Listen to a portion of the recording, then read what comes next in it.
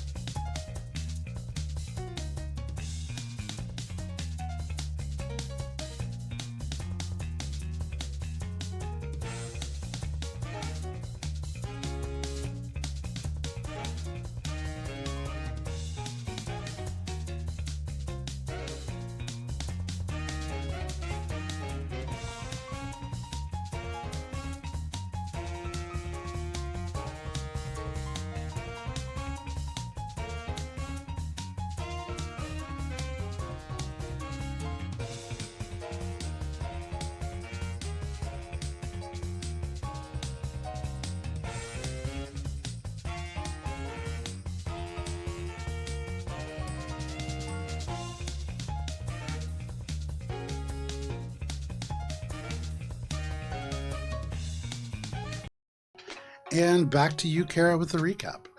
Mosaic Team 5. When last we played, we had an overarching theme for our session last week about the best laid plans. But anyway, we'll start with a successful one relatively. Dip and Diane. Gibbs and Echo had gone to scout out the location of Chesterfield and attempt to get more information out of Dip and Diane.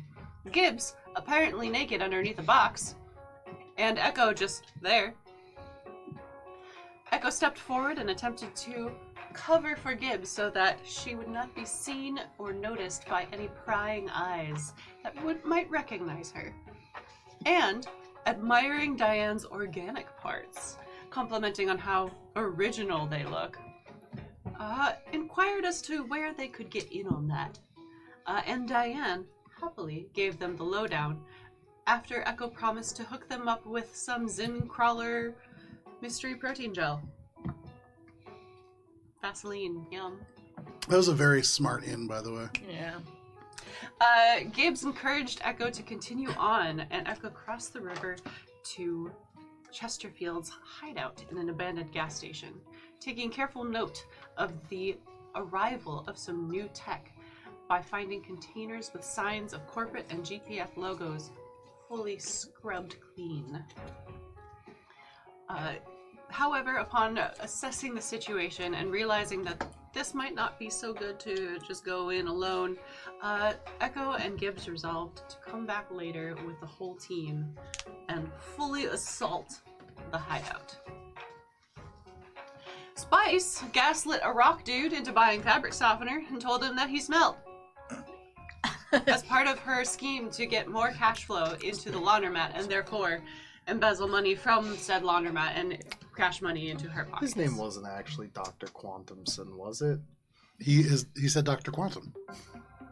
Gibbs checked in with Glimira and ordered discounted missiles from Ares, Yeah. and had them sent to the Pet Fighters Guild for us to transport later to her house. She also had them gift wrapped.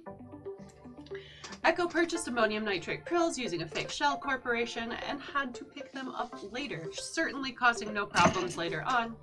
And Shade got dressed for a date with a certain nurse Wasn't from the really a Jacinto date. Gene Clinic. The rest of us on this side of the table considered it a date. It was a Shade date. never It was a had date. It was like the most considered date it a thing date. on the It's all show. part of It wouldn't have been a mission. business meeting. It would have been a business meeting if you didn't do it at a bar. It was definitely a date for everybody but Shade. If it had been successful, it would have been a date. Yeah, but right? If I had gotten to take the car, it would have been successful. You were going 2 blocks. You didn't walk. Okay. Anyway, Shade had his fast food choices critiqued by both Spice and Olive. Mostly just Olive. No, Spice also was offended by that outfit. Morally, righteously, spiritually, and probably incorrectly.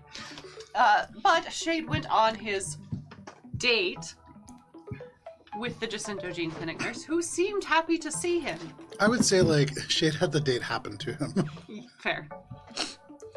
Everything seemed to go smoothly until Shade decided to alert her to his conflicts with Jacinto. Smart for her safety, because as we all know, in any superhero movie, there's gotta be a conflict of interest and you have to break up with your girlfriend in order to protect her. Good job, Shade.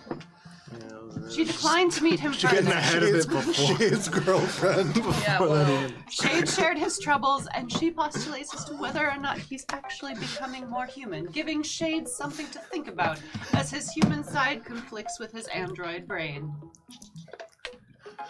Meanwhile, in the car on the way to the Bobby Lee spaceport to pick up Mosaic Team 4, Spice has a breakdown as she realizes that Shade is indeed going in a t-shirt, a button-up shirt and jeans, before realizing that, yes, she does have business to take care of, and remembers her father, and the fact that she has to drop him off at Ars Bay at some point.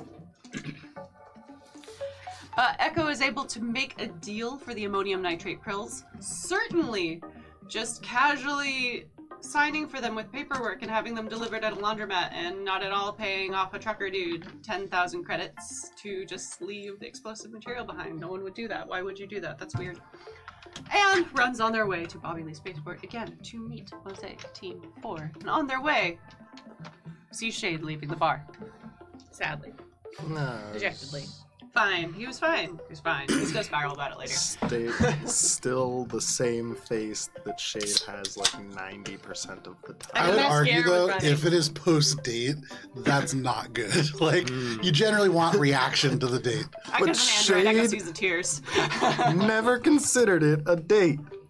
You didn't succeed at whatever you were trying to consider it. Anyway, the recap. Is done. Just kidding. Oh, no, I'm so sorry. We meet Mosaic Team 4, which also has 5 members, further complicating the matter for you viewers who might have thought Mosaic Team 5 was called that because there are 5 members. Nope. We're just number 5. We're the 5th team. I think only you guys ever thought that. And I think for a long time, for a shockingly We did have long PvP in amount our of team, time. so that The would team make is it. comprised We of don't 2 have humans, 5 Paul and team Scott. members right now. We have Squeak. Squeak is an active member on our team roster, officially. You guys don't fucking consider him a team? So- Mosaic Team 4 has 2 humans, Paul and Scott, alongside another android, Echo 547, a skittermander with certain terrifying sentient granting abilities named Oshana, and a Kasatha whose name is far too long to pronounce, but we just call him Ufriel. Anyway, we make friends, some more successfully than others. Some surprisingly very successfully by just being quiet. I can read a room, believe it or not. Oshana gives Gibbs a fry carton because the fries again gained sentience and spider crawled away. Yum. 547 and Echo 549, our Echo, had a lovely heart-touching moment where they gifted each other nutrient cubes, one a little bit better than the other, and Echo may have been just openly sobbing while munching on them with 547. And eventually we all returned home, but not before alerting Paul the human that there is indeed a Laser Monster Card Arena tournament happening on Saturday, and Paul's got the day off. Yay. Yay! Yay! The laundromat was fine when we came back and not at all being assaulted by a bunch of people down on their luck and victims of MLMs and a Dr. Quantum who is selling definitely not fabric detergent. Yeah, but now he turned it around. He turned it around thanks to Gibbs' idea that you know who would really love this? People who go to parties and have foam parties. This is where you can make your killing. Don't sell laundry detergent. Sell drugs. Sell experiences. And with that, as the night grows late, and it is Thursday, this is where we begin our session. Very nice. Nice. So indeed, the night does grow late. We are sitting right around, well, not super late for you guys. It's right around midnight. Getting very close to Friday, which will be the 22nd of June. We're getting very close to overlapping. Look at that. Wow. But that's the future. That is the future. That's true. We're 225 years, a little bit too early. Don't worry, we'll do this campaign for that long. Yeah, probably. It's definitely it's moving in that direction. We'll be at level 15 by then.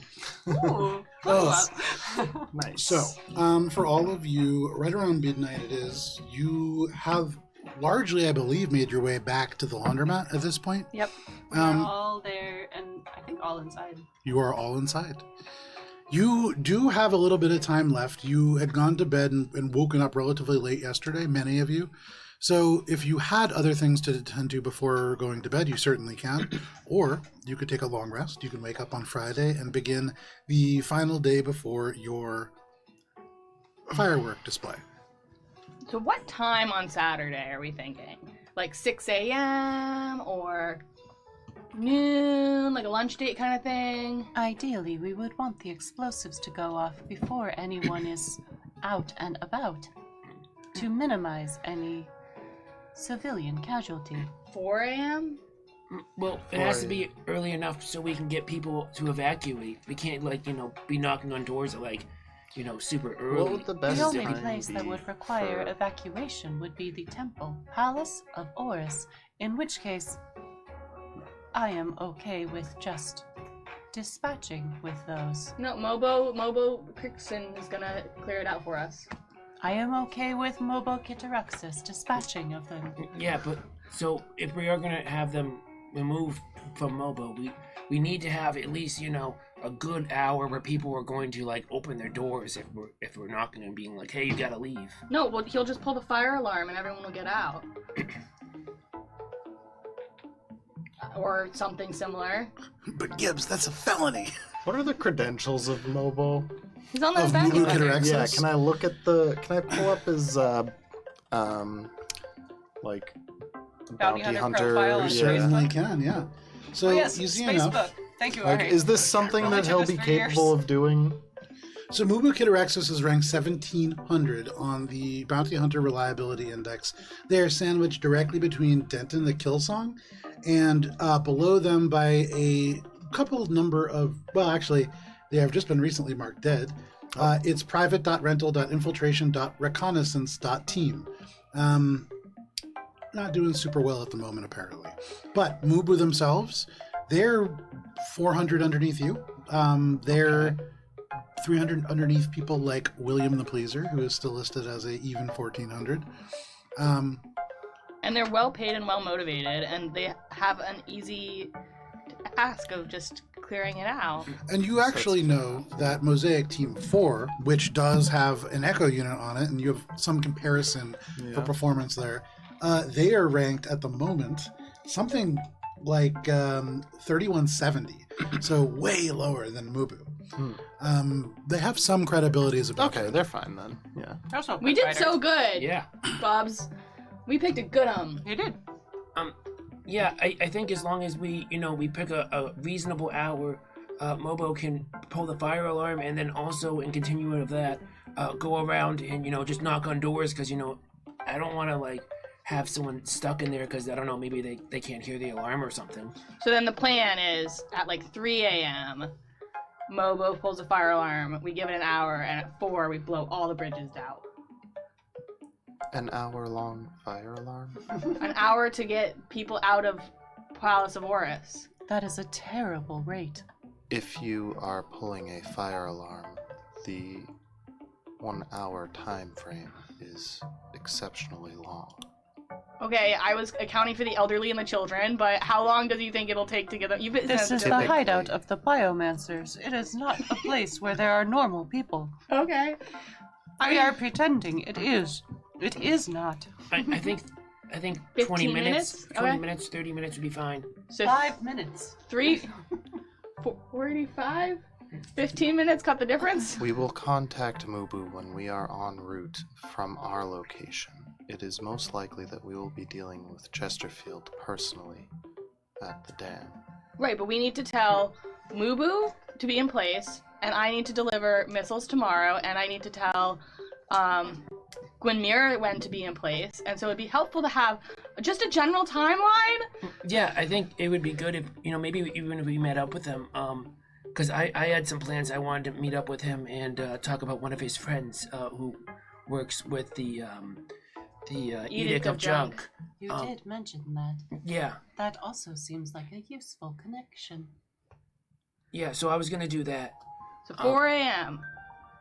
is go time. No, What time? 4 a.m. is not the time that we should go. What time need should we to go then? consider...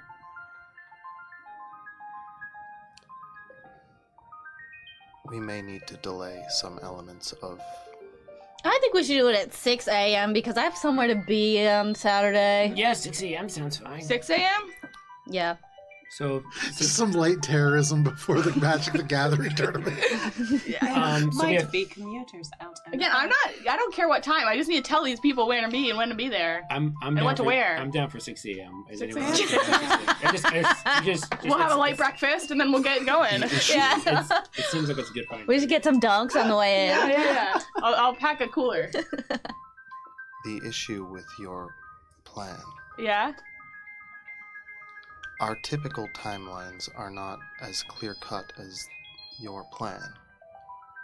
If we have a strict deadline for them to arrive, and we miss that deadline, we will fail. The bridge can be blowing up while we're dealing with Chesterfield, though.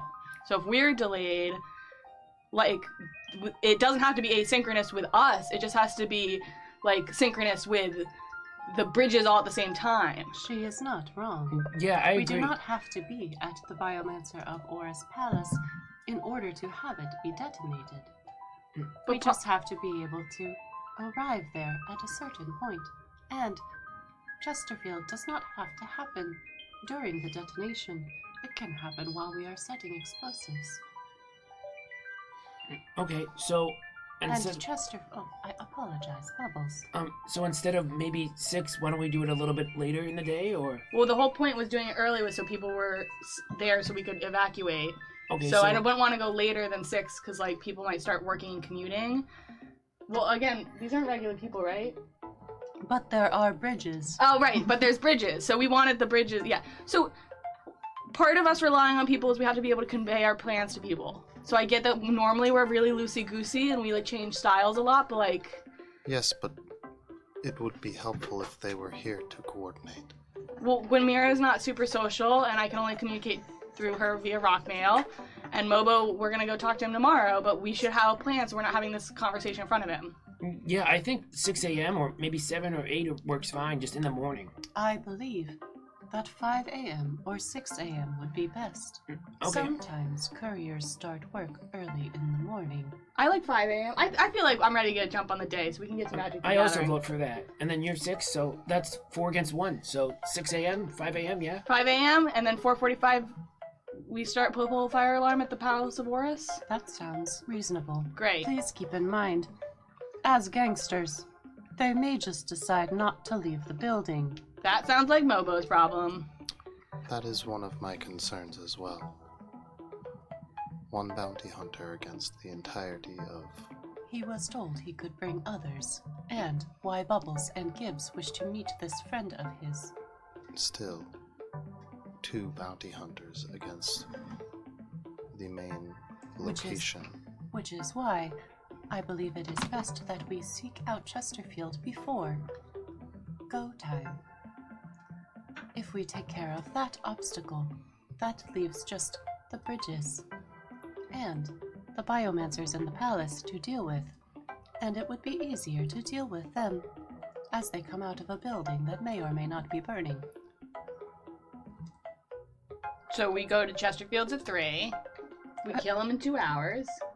Earlier, if We're that gonna would be all right. Look at us. We're gonna kill him in like 2 half an hour. Relax. 2 a.m. Chesterfield. All right, Gibbs pulls out a little date book and is like, Gibbs, slow 2 down. a.m.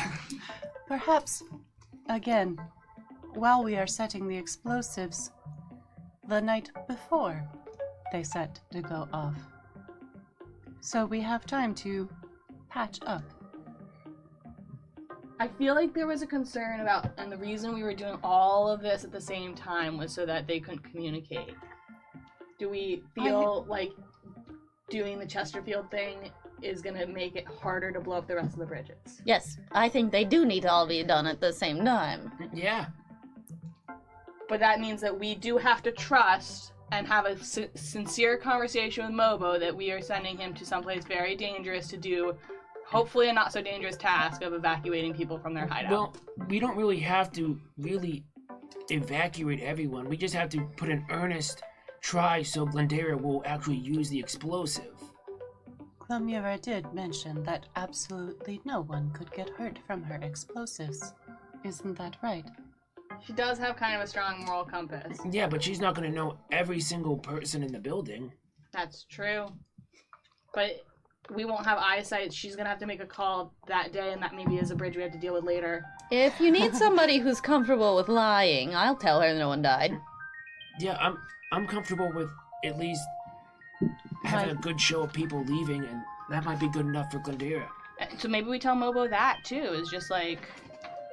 If I may, perhaps we tell him that the building that he needs to evacuate is the Palace of Oras.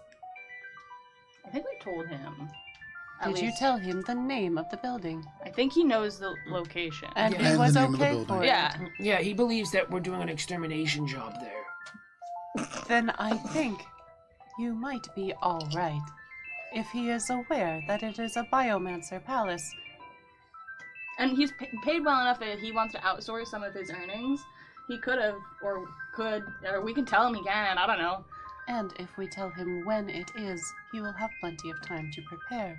With his rating, I think it is well warranted. And you've already told him where. You've already told him he can invite other people. He actually declined that offer.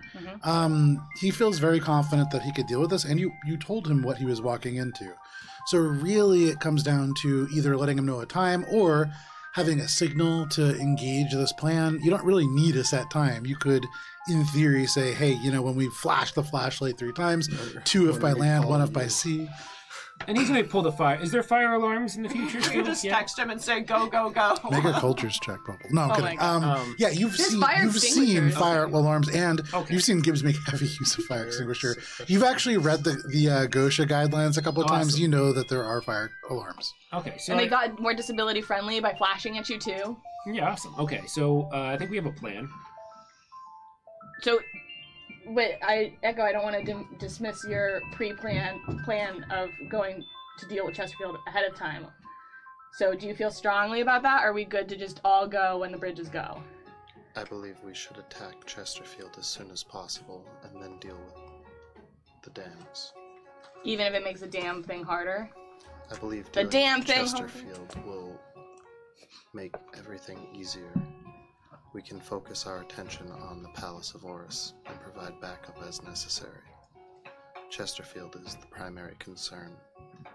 So Chesterfield first, then detonate, then the palace. For cleanup. For cleanup. How does that sound? Would you be able to contact Mubu after we've set the detonations at the previous 2 sites, Yeah. as we're making our way to the 3rd to provide backup? So we have to set the detonations like tomorrow before we do anything. They have to be in place for Glimira. We will attack Chesterfield tomorrow. After we've dealt with Chesterfield, we will place the detonations. Oh, I thought we would place the detonation. So I thought we would place the detonations first, so that they would be set, because it will take time to set them all up. And That's- then we would have to go deal with Chesterfield, then we can set them off. And then we're going to cleanup. Yeah. We can't not set them up and then go to cleanup. There's no cleanup if we don't put the detonators And out. I don't want to have a large gap between when we set them up and then leave, because someone Well, can just I'm remove thinking we go deal with Chesterfield, because that's going to take a long time. But if he's in connection with the Biomancers of Oras, we should, if we're going to have everything go off consecutively. Right, but the way that I'm thinking is if we try to set them up, we're going to alert Chesterfield. So we have to deal with Chesterfield first, because otherwise we're sitting there at the dam that they're right near setting up explosives. That's going to draw attention. So Oh, we we talked could- about a few different ways to do that. Like, we know that one of the bridges we have permission to. I set some of the stuff up for buoyancy to, like, just send it down river. Right. Is that the one that goes to The bridge. the bridge? The missiles are a ranged thing, so that one's Right. good. Like, the detonation for that, I don't feel like needs to be, like, on the bridge. Right. The one So that it's I'm just- focusing in on is where Chesterfield will physically be present. And if you're going to launch a ranged missile, again, these are large. Yeah. So this isn't That's a like- shoulder-mounted rocket. This is like you're setting up This a is piece like- of field artillery. Yeah. Yeah, that's for the Palace of Oras. No, the Well, whatever if you're going to launch it versus like set it and detonate it, or remove the warhead and detonate it, just Right, consider it's different. it's the optics of that methods. in the middle Yeah. of the city are difficult. We Yeah. still have to set up a seed. That's why that combined with the glitter is meant to be Yeah. like. but so I had the Glitter glitter on the Bumble Street Bridge with the algae monster with Glimira because that's the one that she was. We went over this last session. Okay. The glitter's going to with Mubu, who is going to The the Palace Palace of of Oras. Okay. So then we're using the missiles on the glowing canal, which is where Dipping Diane's is. I would recommend using the missiles on the Palace of Oras, so that way when it explodes with glitter cover, Cool. and it's less Um, jarring. so that one has distance, but Well, the glowing isn't the canal does have Dipping Diane's. who's Brumble got- Street Bridge the one that we're more concerned with pedestrians? That's No. the one that. No. Pedestrians, yeah. Yeah, that's the Yeah. one that has the pedestrian thing. That's why we want to do it early. And that's the one that I thought Gibbs was thinking of doing the flotilla. We can do a flotilla. That was questioned. You could do the flotilla to that one. You could do it to the glowing canal. With the There's glowing more than canal, glowing you canal. saw all the wreckage that was kind of bundled up into the thing, and so it would take a little bit more of a perfectly placed explosive to do it, but you certainly could. These are specifically like bunker busting, which means that they are designed to penetrate exterior armor and then have the payload go off. So for the Biomancer of Oras Palace, where you know that the actual blockage source is well beneath the palace itself, that's perfect. That's why we need to So, which one? Because I would want to keep the Brummel Street Bridge intact and not like ruin vital city infrastructure. You can definitely do that. It's just going to be a matter of setting them correctly. So that one will have the place charges. So the glowing canal is the flotilla. And that's the one that we'll have to like do an actual engineering demolition of. So we'll have to set the charges carefully on Brummel Street Bridge. We can be less careful about the glowing canal because it's just a flotilla. So we could theoretically set that up further upstream and then sneak along with it to go with that, and then like as it's going along go to Chesterfield. That's kind of what I was thinking is like have them so that like we are dealing with Chesterfield but other stuff is still happening so that I thought you meant we did Chesterfield first before any of the other stuff was happening. No, like all of those things are happening simultaneously. But you all start we at are Chesterfield. Physically starting at Chesterfields. That's what I mean. So because then like we can place those the demolition there after we deal with Chesterfield because that'll be like, you know, in game a couple of minutes. Can I walk through what I think is the plan and you can tell me if I'm wrong? Yeah. So first we have Glamira go to Brummel Street Bridge and place charges because she's the demolitions expert. She will know where best to like keep the structure intact and have just the blockage cleared while not like destroying the bridge. And while that's happening, we set up the flotilla further upstream from Chesterfield's hideout, and then we go ahead to Chesterfield. The missiles, the glitter will be put in place while we are in Chesterfield's hideout. And the missiles are a ranged thing, so we can theoretically set those off at a distance, because we just need to, like, basically explode that whole area. I don't think we should set them off at a distance as a missile because then that's going to be... It's going to look like someone just attacked Mars. Right, but that's what we're doing. We're attacking Mars. Well, we have no. That's a very different scenario, yeah. So certainly, having if like you're a military warhead coming in versus like, oh, there was an explosion at a dam. So, did we deliver the glitter to Glamira? No, I put it in jars. Can we deliver the glitter to Glamira and have like barrels of glitter with the payload in the glitter? Yeah, we can retcon that into the payloads. It's easy enough. I would that I think might be the best. That way they can just kind of bring these barrels and we could caution them that they're very dangerous chemicals that they need to be handled with care. And that's for the palace, because that's the deep that's the one that we have to go into, yeah. So, but no, you're not they have to go deep into right, it. Right. Okay. But you're concerned about using the missiles on that? You're concerned about using the missiles as a distance. missile. Yeah. Like as shooting it from a distance. We want to use the payload from the missile, the explosive element of it. The missile will be placed as explosives that we place physically somewhere rather than launching a missile that would fly through the atmosphere down into this location and would look like an attack from an external force it's of not military somebody standing power. No, I across the know, street. but like the whole point of doing this was that we were going to do all three at the same time, and the missiles were going to prevent us from having to actually go there and right. place them. So that's why Mubu's got them as part of the glitter, so that when he sets the glitter barrels, the payload is in the glitter barrels. Okay. And so it's all one. But So he has to go down into the Palace of Oras and not necessarily down, just like there. It's a big enough explosion that he doesn't have to go down. And there's a way to detonate these missiles remotely. Well, Glamira is for that. Yeah. Glamira has that ability. Yes. And Mubu is just going to evacuate people and bring the barrels over there. So to sum this up, Yeah. Glamira will be your person, your eyes on the Bumble Street Bridge. Yes. Mubu will be your person, your eyes on the Biomancers Palace of Oras, and you will all be present at Chesterfields and then quickly move from there to the Glowing Canal site. Yeah. All of these things can be accomplished either manually by you or by Gladira remotely. You could, in theory, I think you easily have the engineering capacity to enable Mubu to have a proximity remote detonator if you wanted to as a potential failsafe. There's a lot of things that you could do, but that is sort of the plan that you have in place. And I would also like to request 2 from Mosaic Team 4 to accompany Glamira so she has some backup. Yeah. Because that's where the gerbil is. The gerbil. Oh, the hamster? Yeah. Sorry, not a gerbil, a hamster. The algae monster's got that. Oh, hamster. I'm getting... So Brumble Street Bridge is the one with the algae monster, Yeah. not Yes. the glowing canal. Right. The glowing canal has dipping webs and Dianes. stuff like that. Yeah. Yeah, I Dippin' was Diane's getting- and Chesterfield. I was getting the names mixed up. Right. Will the algae monster attack the flotilla if we possibly just... The algae monster's at the other one. At the glowing We're canal. doing No, at the the Brumble Brumble Street Street Bridge. Bridge. Yeah, that's where we're doing the flotilla. No, we're doing the flotilla at the glowing canal with Chesterfield.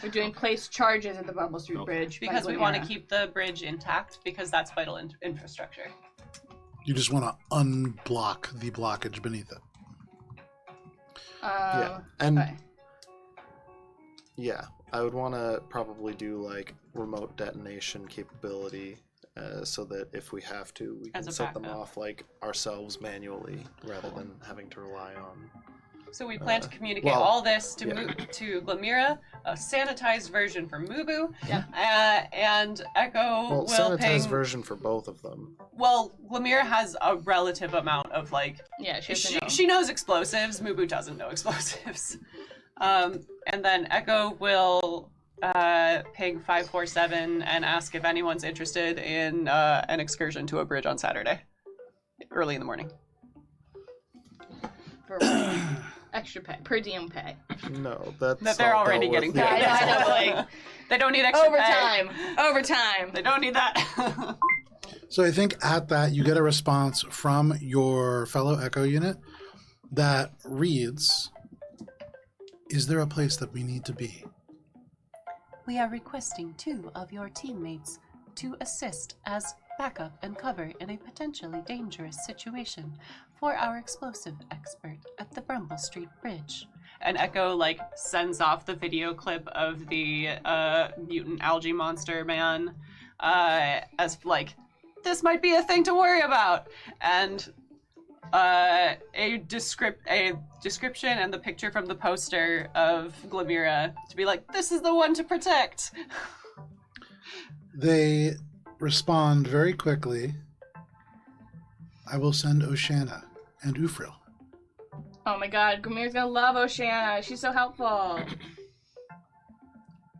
That is acceptable. They send you a final message that has a place to input in encrypted time.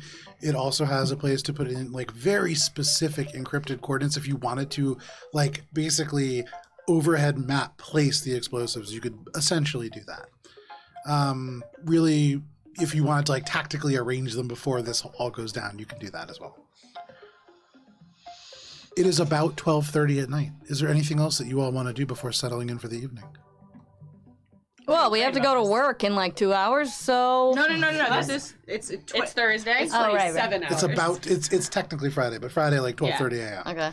So you all We're making deliveries tomorrow. Yes. Yeah, tomorrow is prep day. Yeah, we're Oh, gonna meet Mubu. okay. And you It's gotta rehearsal dinner. work on your deck build. Yeah, that's what Spice does. So, you all make your way upstairs from the laundromat. Are you closing the laundromat for the evening? Sure. Okay. You shut the Wait, our 24-hour 24-hour laundry laundromat? Yeah, you We've shut been it closing down. it. What? No, Spice will stay up. Okay. I don't want Just stay up. It doesn't need to be monitored I don't need 24/7. a I mean, it Yes. does obviously, unless artists. it I does want if you money, want it. even It if doesn't it's have to be. It one was running credit. long before you guys arrived. It was kind of running by itself. It wasn't doing well, but it was running. Many of the machines broke down and didn't get fixed. That was the bigger problem. We was really- privatized community laundry. But, so the laundromat is open, but she is laying out her cards and building her deck. And then if anybody comes in, she's just like, yeah, machines are over there. Okay, no problem. Easy enough to do. Researching all the best People build, are coming in a little bit more often than they were Finder. before. The laundromat is doing better than it was. Certainly, the improvements that all of you have made. Chief amongst them, really, Bubbles kind of put it. Actually, realistically, the biggest splash has been Echo. Those strong person skills, that one time kind of getting through the crisis of all of the people who could have caused a problem, the laundry artist group probably bottom 2. So, handled very well that crisis. The laundromat still stands. The laundry systems themselves did not rebel. And you have a pretty good system going. Spice, you don't need any kind of like maintenance to do this. You can really spend some time on your deck. Nice. You all awake on Friday, right around 7 a.m. You get, or right around 8 a.m. probably for most of you, with the exception of Spice, who pulls an all-nighter, feeling exhausted in the morning. I'll sleep all day. There you go. As the sun draws up on Friday morning, what are you all doing today? I made sausage patties. In the Is it meat pucks that you ground up and made into sausage? Don't ask. Oh, yummy! I'm hungry. Nice. And here's some gravy for the growing boy. I feel like we've got a really full to-do list today. How do we want to divide and conquer? Can the two of you contact Mubu? Absolutely. So that we can go over the plan. Yeah, and we were gonna try to see if we can maybe make some inroads with the Edict of Junk person as well. Ring ring. Ring ring. You're calling Mubu? Yeah. Okay, Ring ring. no Yeah, problem. I'll make the call. Okay, so both of you call Mubu at once. It goes for a little bit, and then finally they pick up, and you can hear on the other end, this Skittermander sounds awful. Oh no. They say, yeah, what? Hey, Mubu, are you okay? Yeah, I just was out really late last night at the Red Saloon. Oh, what do you want? Well, we were wondering if we could just, meet today and kind of like go over the plans and just finalize them. And also, we were hoping to kind of meet with your contact in the Edict of Junk, who is like an ex-member. I was wondering if you could set that up today. Yeah, I can ask them again, but they said no last time. I'll see what they say. Tell them we'll buy him lunch. You can just go there. To the Edict of Junk? Yeah. I thought he was an ex-member. Yeah, but you can go there. But we want to talk to him. Yeah. We just want to kind of like, just pick his brain about it. Yeah, go talk to him. Oh yeah, did you give us his information? He hangs out at the Waymart over by that place all the time. Okay, so how about you meet us there and you can give us an introduction? Okay. Lunch? Huh? Yeah, that sounds great. I feel like shit. Where is the Waymart? So they quickly send you over. Oh, this is the Austenloch, not Upper Lady. This is the what? It's on the first floor, but the Arcana I was like, class. what's 50 floors? There's You'll need a there's resident not stone to get 13 there. floors in any building. Oh, actually, that's not true. I Yeah, the one with the view. I didn't write out all 13 floors of every building like I did for the Austenloch. There's not 13 floors in any building. Okay. So the Waymart, they send you a little pin, and the Waymart is located in the upper sprawl. Oh. It is a small little general store.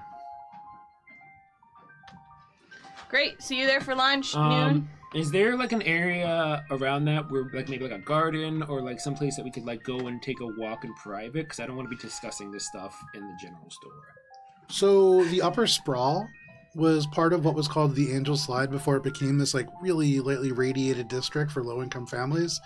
It is not a place where there are parks. Yeah. It is a place where there are like stacks of these like really low-income residential structures and not even really alleyways between them. As many people as possible into as small a space as possible is the order of business here.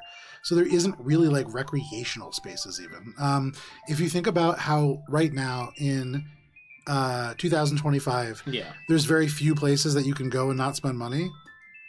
200 years later, it's way worse. Is there like you know how some places have like hot food markets or something like that, or like areas like that? Can we probably like make a plan to like do a walk through that so we can talk to them as like we're moving? The Waymart, probably the closest thing to like hot food that you could get. It's like a 7-Eleven kind of deal. Okay. A little bit more. I'm just looking for privacy. What if we drove a car? Have them go through a drive-through with us. You do have a extremely well-fortified, well-defended private car that is shielded. Yeah, they could get in the car with us. I don't know if they would trust us to get in the car. I mean, we could ask. We could bring a car. I don't know. I can see your problem. Is there anywhere close by the Waymart that we could just walk to as we're just doing this? The walk, no. You could drive maybe like 5 minutes over to the Robert Lee Memorial Space Station, the Bobby Lee Memorial Space Station. No, that's worse. There's tons of listening.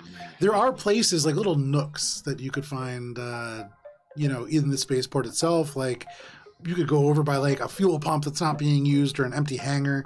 It's just all of it. The thing is, if you're looking for an empty space without witnesses, it's going to feel suspicious no matter what you do.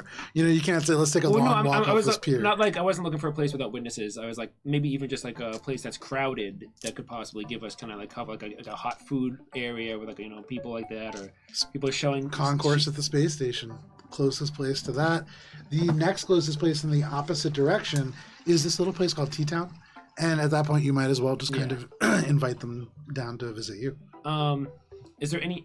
I know you said there wasn't many alleys in the Upper Sprawl. Is there any alleys? Yeah, the ones that are used for like waste disposal, things like that. They're not like super private. You need to be able to get the waste truck into that spot, and it's of the very few things that have been set up better. Municipal services need to be efficient, and so that is very broad. Honestly, just go to a burger shack. Yeah, you can go to one of pay Dorothy's. attention to you, and then Mubu will get his hangover meal. We'll go to like a burger place, somewhere private that we can talk. Absolutely. Along the way, almost every block has an O'Dorothy's burger, and you can go there if you want. So we'll do a walk to there. Okay. No problem. So you make that plan with Mubu. Cool. What are the rest of you? And that's for Bubbles and Gibbs?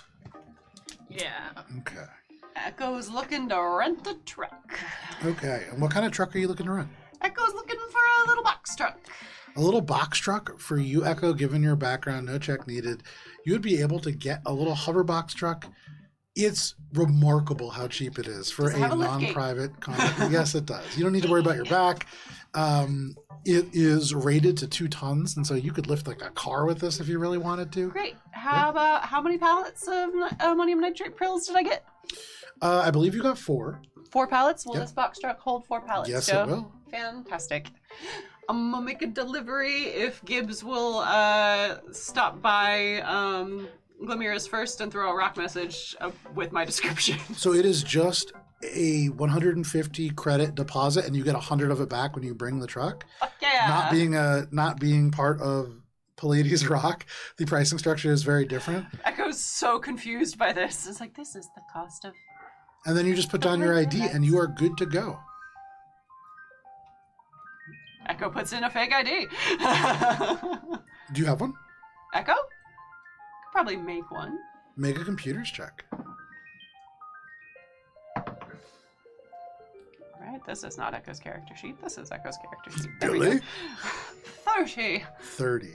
With a 30, you spend a little bit of time in the morning while other people eat these reconstituted meat puck patties. Echo munches. You politely munch on it a little bit.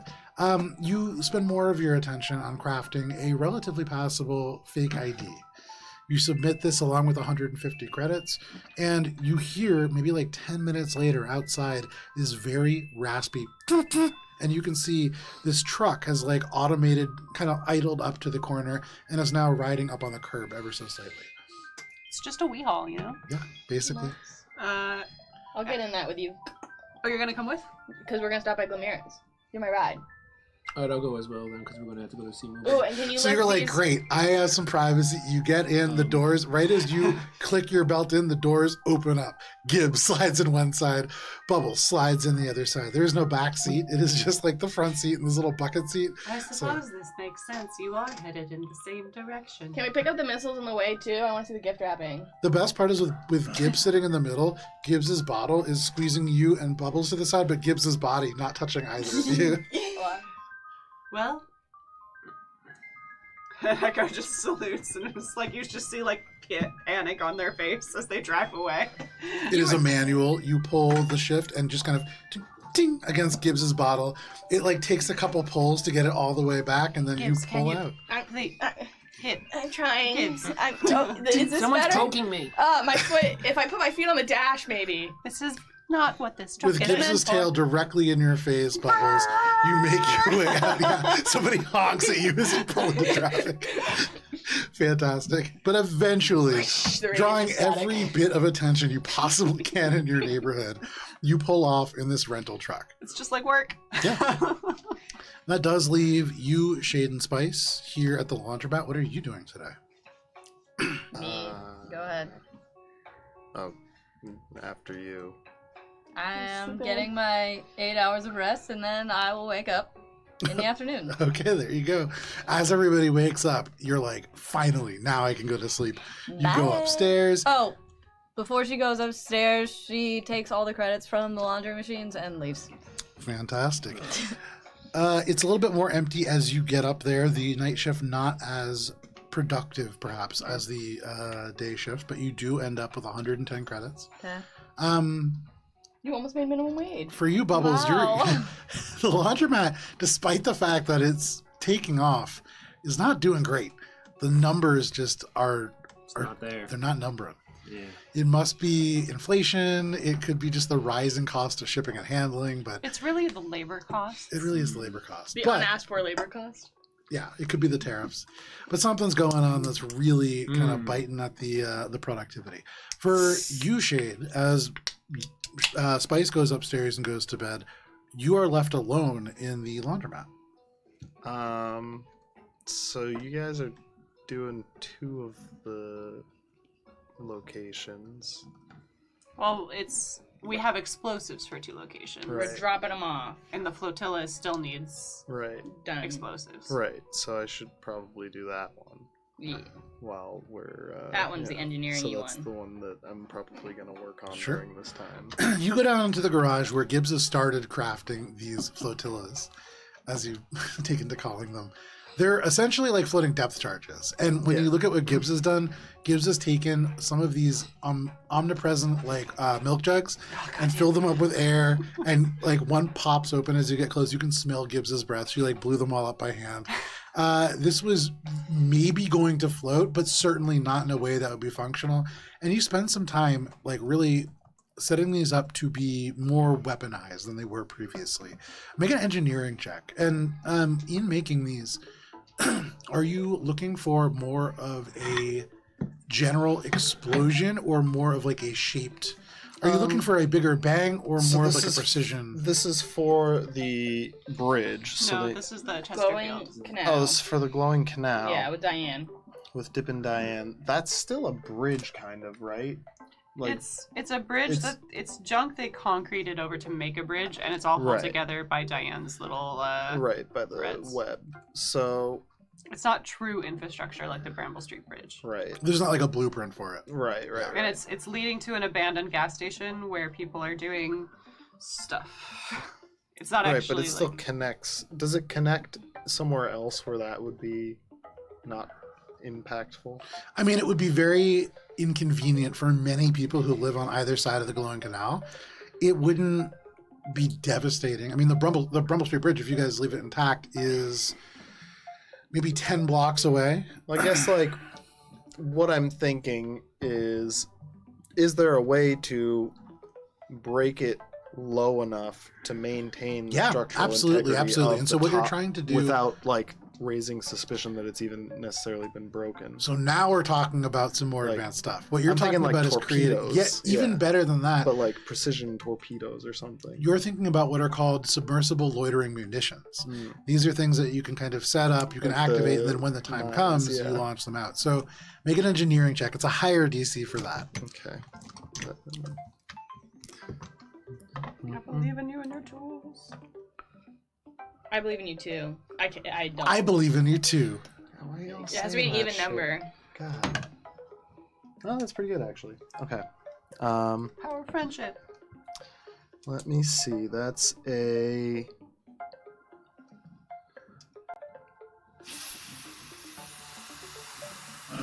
44. With the 44. As you go about crafting this, you completely disassemble what Gibbs has created. This would work in that like the matter connected together would technically be connected together. It would work in the same way that like a little kid tying 2 cans together has made like telecom infrastructure. Yeah, also that. So you take that apart and you begin taking elements of stuff that is from the back alleyway, some of the elements that were here in the garage when you arrived. The old pieces There of is a washers. disassembled washing machine that you take apart and use some of the housing, you bend it out and you shape it with heat, and you form what looks like a submarine. It looks really almost more like a three-dimensional or slightly elongated surfboard, really, with angles, and would probably serve to those deflect scuba even things, radar yeah. signature. And this can maintain, you can set and control from a distance the depth, the speed, etc. This will be remarkable in this job. This is Nice something job, that man. like you could theoretically bring rolled to like good. Ares, and they would probably be pretty impressed by. Nice. Yeah. You better file your patents, man. Don't worry, I've already saved the PDF. Yeah. So as you are doing that, for the rest of you who are conscious, you pile into this box truck and you rumble on off in the direction of the fighting pits. Yes. Give me 1 second here. That's the sound that I think the hover trucks make. That is now. You make your way out to the Rust Desert eventually, down in Crowdite, and At even. you make your way northeast past the fighting pits. I would say you do note, having ordered the next day shipping, having ordered the gift wrap options, there are gigantic, like plywood pallets that are outside. Almost certainly these missiles were delivered and have been stashed somewhere out of sight.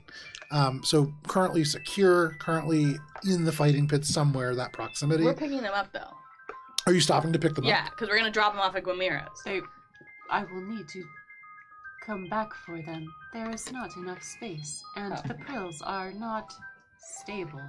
You probably don't want to put the missiles with the Anfo, yeah. I mean, I was just going to trust your driving, but I hear the wisdom there. And really more of it's a space concern. We'll tell Guamira to pick them up. Or I could just come back and get them Yeah. and drop them off, as Glimira is wanted in the Pit Fighters Oh, Guild yeah, yeah, for yeah. unpaid Oh, bills. yeah. Forgot about that. Straight past this place that Glimira is wanted for unpaid dues, and you make your way over to the compound. Gibbs, you have previously been here, Yeah. and you have now been here several times and have charted the traps out pretty well, so you point them out to Echo. You point out the various elements of mines and what looks like some kind of an arcane sort of... Does Echo recognize any of the explosives? make an engineering check. Yeah! That one really hurt. It is some kind of a mystical dampener. 38! With a 38, certainly. One of these things designed specifically to cause harm to entities such as yourself. One of these things is you've actually used a grenade of a very similar type. I would not like that one. This is 2 of them that have been bound together with a proximity fuse, and the proximity fuse itself reads electronic signatures. So it's something that Gibbs probably could have just stepped right across. Gibbs did spot it and points it out to you. But you make your way over and you can see there is this big compound of rusted shipping containers and the central fenced-in area where a number of explosives have been piled up, though fewer than in the past. Gibbs, your pile of rock messages is gone. And there is just a single stone in their place. I pick it up. Last time I was here, I hurt my arm. I had to throw so many rocks. What does this rock say? You go and pick up this rock. It looks almost like a brick. And as you pick it up, it's lighter than it should be, but it's dense. And it's weird. As you look at it, you flip it over and it's manufactured. It's hard and plasticky. Is it a And it has these walkie-talkie? little buttons on it. It's not. It's even older than that. This gives make a cultures check. Oh my gosh.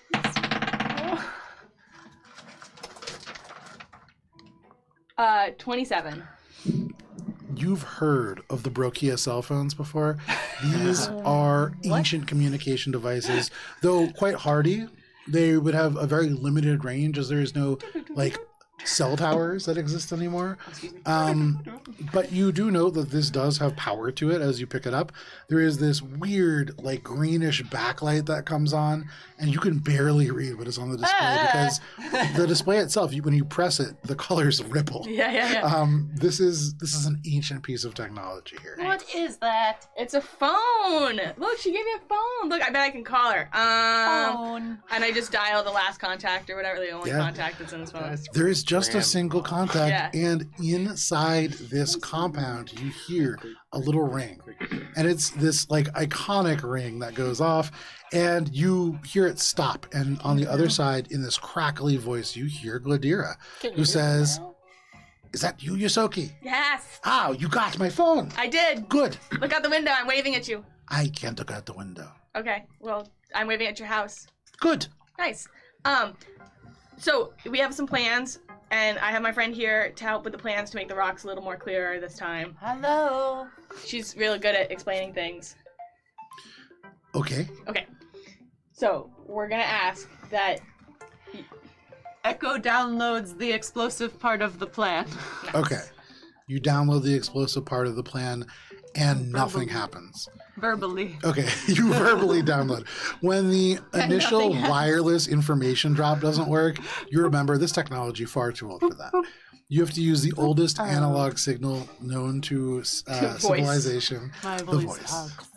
It only sends up to 3 megabytes. It doesn't come through well because Echo's voice is partially digital. You tell Gladira you want the Brumble Street Bridge exploded, you want people to be safe, you want this to happen in a controlled way that will maintain the infrastructure of the bridge above while opening up the dam below. And additionally, you want glitter. You explain... Oh, Glitter at the Palace of Oras. sorry. Which we Palace of Oras. did. We did the glitter. You did. Do we give her a time? We're giving her one 5. now. Okay. Downloading all the information. 5 You a.m. let them know that the glowing canal, you would like there to be a flotilla. You Think there send Gibbs's designs, which are the things that Gibbs has, Send verbally. unaware of the fact that this has been upgraded significantly. And then you let them know that are you telling them about Mubu? That our man on the ground, Okay. a skittermander, will place the barrels of glitter with ideally the payload of missiles that will be delivered shortly. Great. I love working with skittermanders. So helpful. The box truck currently has an explosive's worth of ammonium nitrate prills. Are we blowing that up too? That is for use at the Bramble Street Bridge. Got it. Can you make explosives and set them and do the whole thing? Can I make explosives? Do you know who you're talking to? Someone very impressive. Someone very impressive. Of course I can make explosives. This is going to be a show unlike anything you've ever seen. Ooh, I'm so excited. And we got you 2 guards to help you out. So if you need some muscles, we got some of that too. They will be helpful for any heavy lifting that needs to be done. Oh, I don't need any help with heavy lifting, but I'll take it. They are also talented engineers and manipulators of the space-time continuum. And one's a skittermander, which you just said you liked. I do like skittermanders. And they have this whole thing about being really helpful. So you tell them anything and they're going to do it for you. I think that's a species trait, but okay. And we just want to make sure that the place is, everyone's safe for, the show, and we really want to make sure that, no one's going to be in danger, so... There's a whole lot of you in this little box. Okay, we can do that, and I don't want anybody to be in danger either. Yeah, we've accounted for that, and things are going to make sure that everyone's going to be safe for this. Make a We're all deception gonna have a check, good Bubbles. time. I mean, is it Look, you know who should have been there. deception? Because, I mean, I am evacuating the people. Yeah, does Bubbles believe that he? Yeah, I are feel gonna like that's Bubbles good. would genuinely That's, As believe Bubbles that the he can previous save- evening had said, well, we don't need to tell them exactly. This is deception. 15 plus 12 Okay. is 27. Okay. There's a brief pause, and she says, well, nobody can ever be all the way safe with explosives, but we'll do our best, of course. Is there anything else? What time are we doing this? 5 a.m., please. I'll send you a. Can I send this? Does this thing text or no? Text. Yeah. No. Send little messages It's through the. set up to send a short quantum signal at the moment. Okay. In real history, Nokias could text. For the record, I had a brick once. I'm older than you. This is a Nokia. I had the original LG flip phone. Wow. Well, you know what? You're gonna be with two people who can text. So actually, I feel great about this. So if anything changes or anything, we'll just let the Skittermander know, and they'll let you know, and it'll be great. Splendid. And you can contact me on this phone anytime. Unless I'm asleep. Or in the bathroom. It's dirty to bring your phone in the bathroom, you know. What? How do you? What do you do when you take? Oh. Yeah, no, I've always been trying to like instill in my team members like safe bathroom hygiene practices, because like I feel like when you're going to the bathroom, you're like bringing all the germs out of the bathroom into the world. Bubbles, I my think it's the other way communicator is around. installed in my head. I cannot leave it behind, no matter how much you insist. And how high up are you supposed to wash your hands, anyways? I mean, it's just fur the whole way. Oh, That you is more don't wash concerning, them. I No, agree. you don't. What's the point? You lose all the good bacteria. All Right. of our waste comes out in a small pellet. Out of our mouths. Ew. I have the best fake commercial to show you. The zero emissions car. Oh, We're okay. the owls. So anyways, 5 a.m. tomorrow, we're setting all this stuff up. We'll let you know if anything changes, and I hope you like our friends, because Excellent. we like you. You won't be able to see me, but I will be wearing my iron armor, and I've disguised it to look like a hot dog cart. So if you see a hot dog cart called the Bomb Dogs, that's me. Do you also have hot dogs? No. Okay. That's a good idea. I'll get hot dogs. Okay. I would love a hot dog after this whole thing's done. And then we can cheers to this. Hot dogs, right? I mean, it doesn't have a heating element, so yeah. I mean, I do Well- love a cold hot dog. One could argue there's gonna be an explosion. That's true. That's true. We can just burn over the coals of our allies. I'm sorry? I mean our enemies. Gibbs is changing the Right. plans. Whoa. This whole plan is I'm gonna go join Chesterfield. And, So, anything else that you're going to say to Gladira? do I feel like there's anything else that needs to be said? We've covered it all. We've downloaded the plan. Love you. Love you. Thank you so much. You terminate the favorite person. communication, you hang up with Gladira, and if you wish, you can drop off the explosives. Echo unloads. You unload. At this point, since I believe this place is north of the Fighters Guild, but not in the Upper Sprawl. Correct, northeast of the fighting pits. Okay, but we're closer to the Upper Sprawl. Correct. At this point, since me and Gibbs are done, can we walk to the Upper Sprawl? Yeah. Okay. Yeah.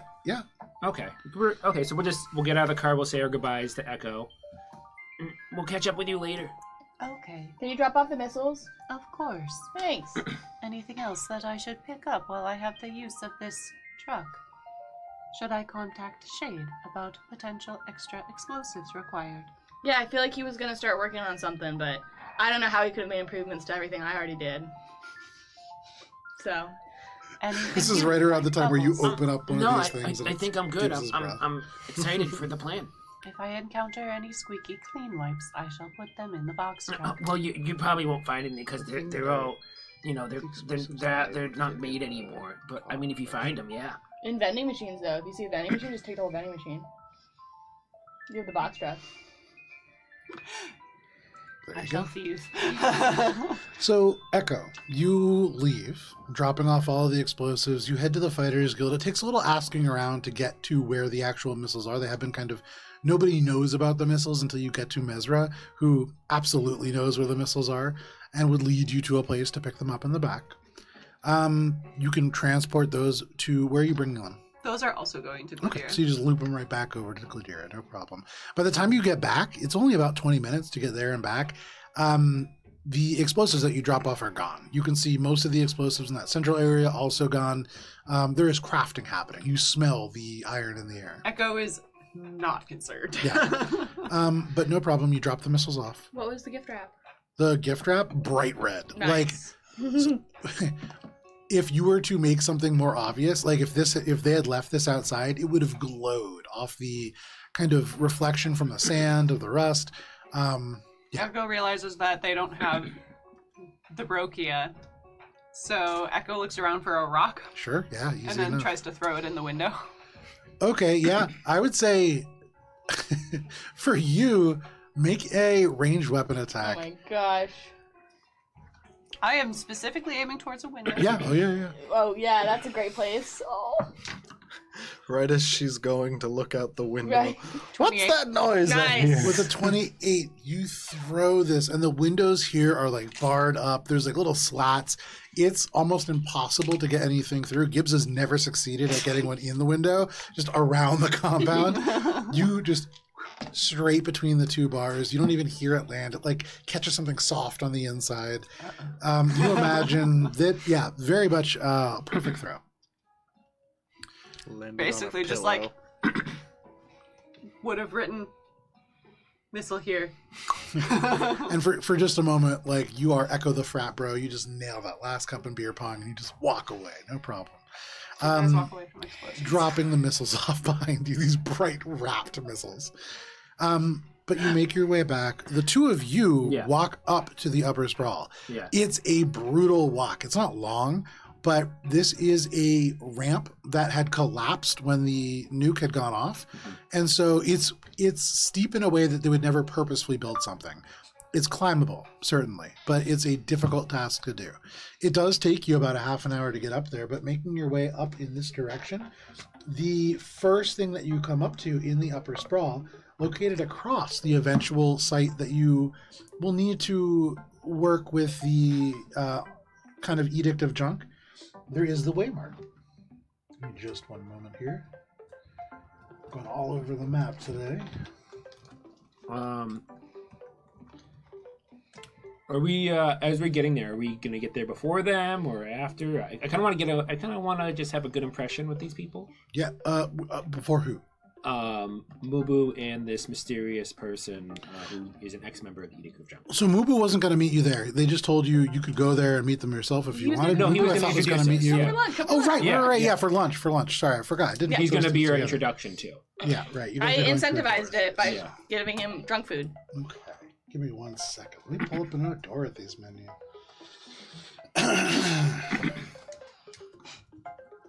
Okay. Pretty cute. I like that. So you make your way walking up, and the Waymart is the first thing that you would pass over on the left-hand side. This is like a general store, 2 stories tall. You can see the top story seems to be a domicile of some sort, not really integrated into the storefront itself.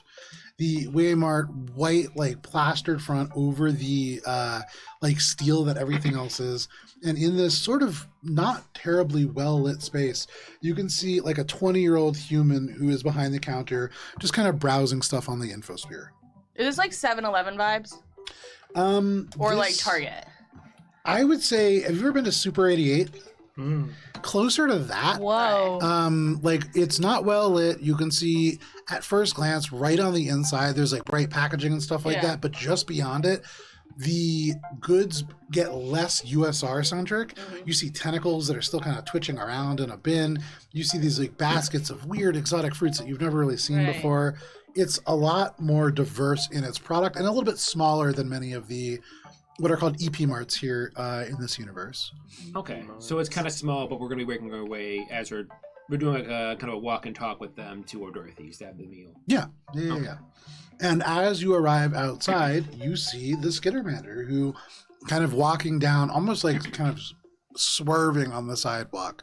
They are wearing over their eyes a pair of sunglasses that here in the upper sprawl, there is no need for. It is all like these street lights that are set up to kind of mimic daylight, but only in narrow cones. But they wear sunglasses even there.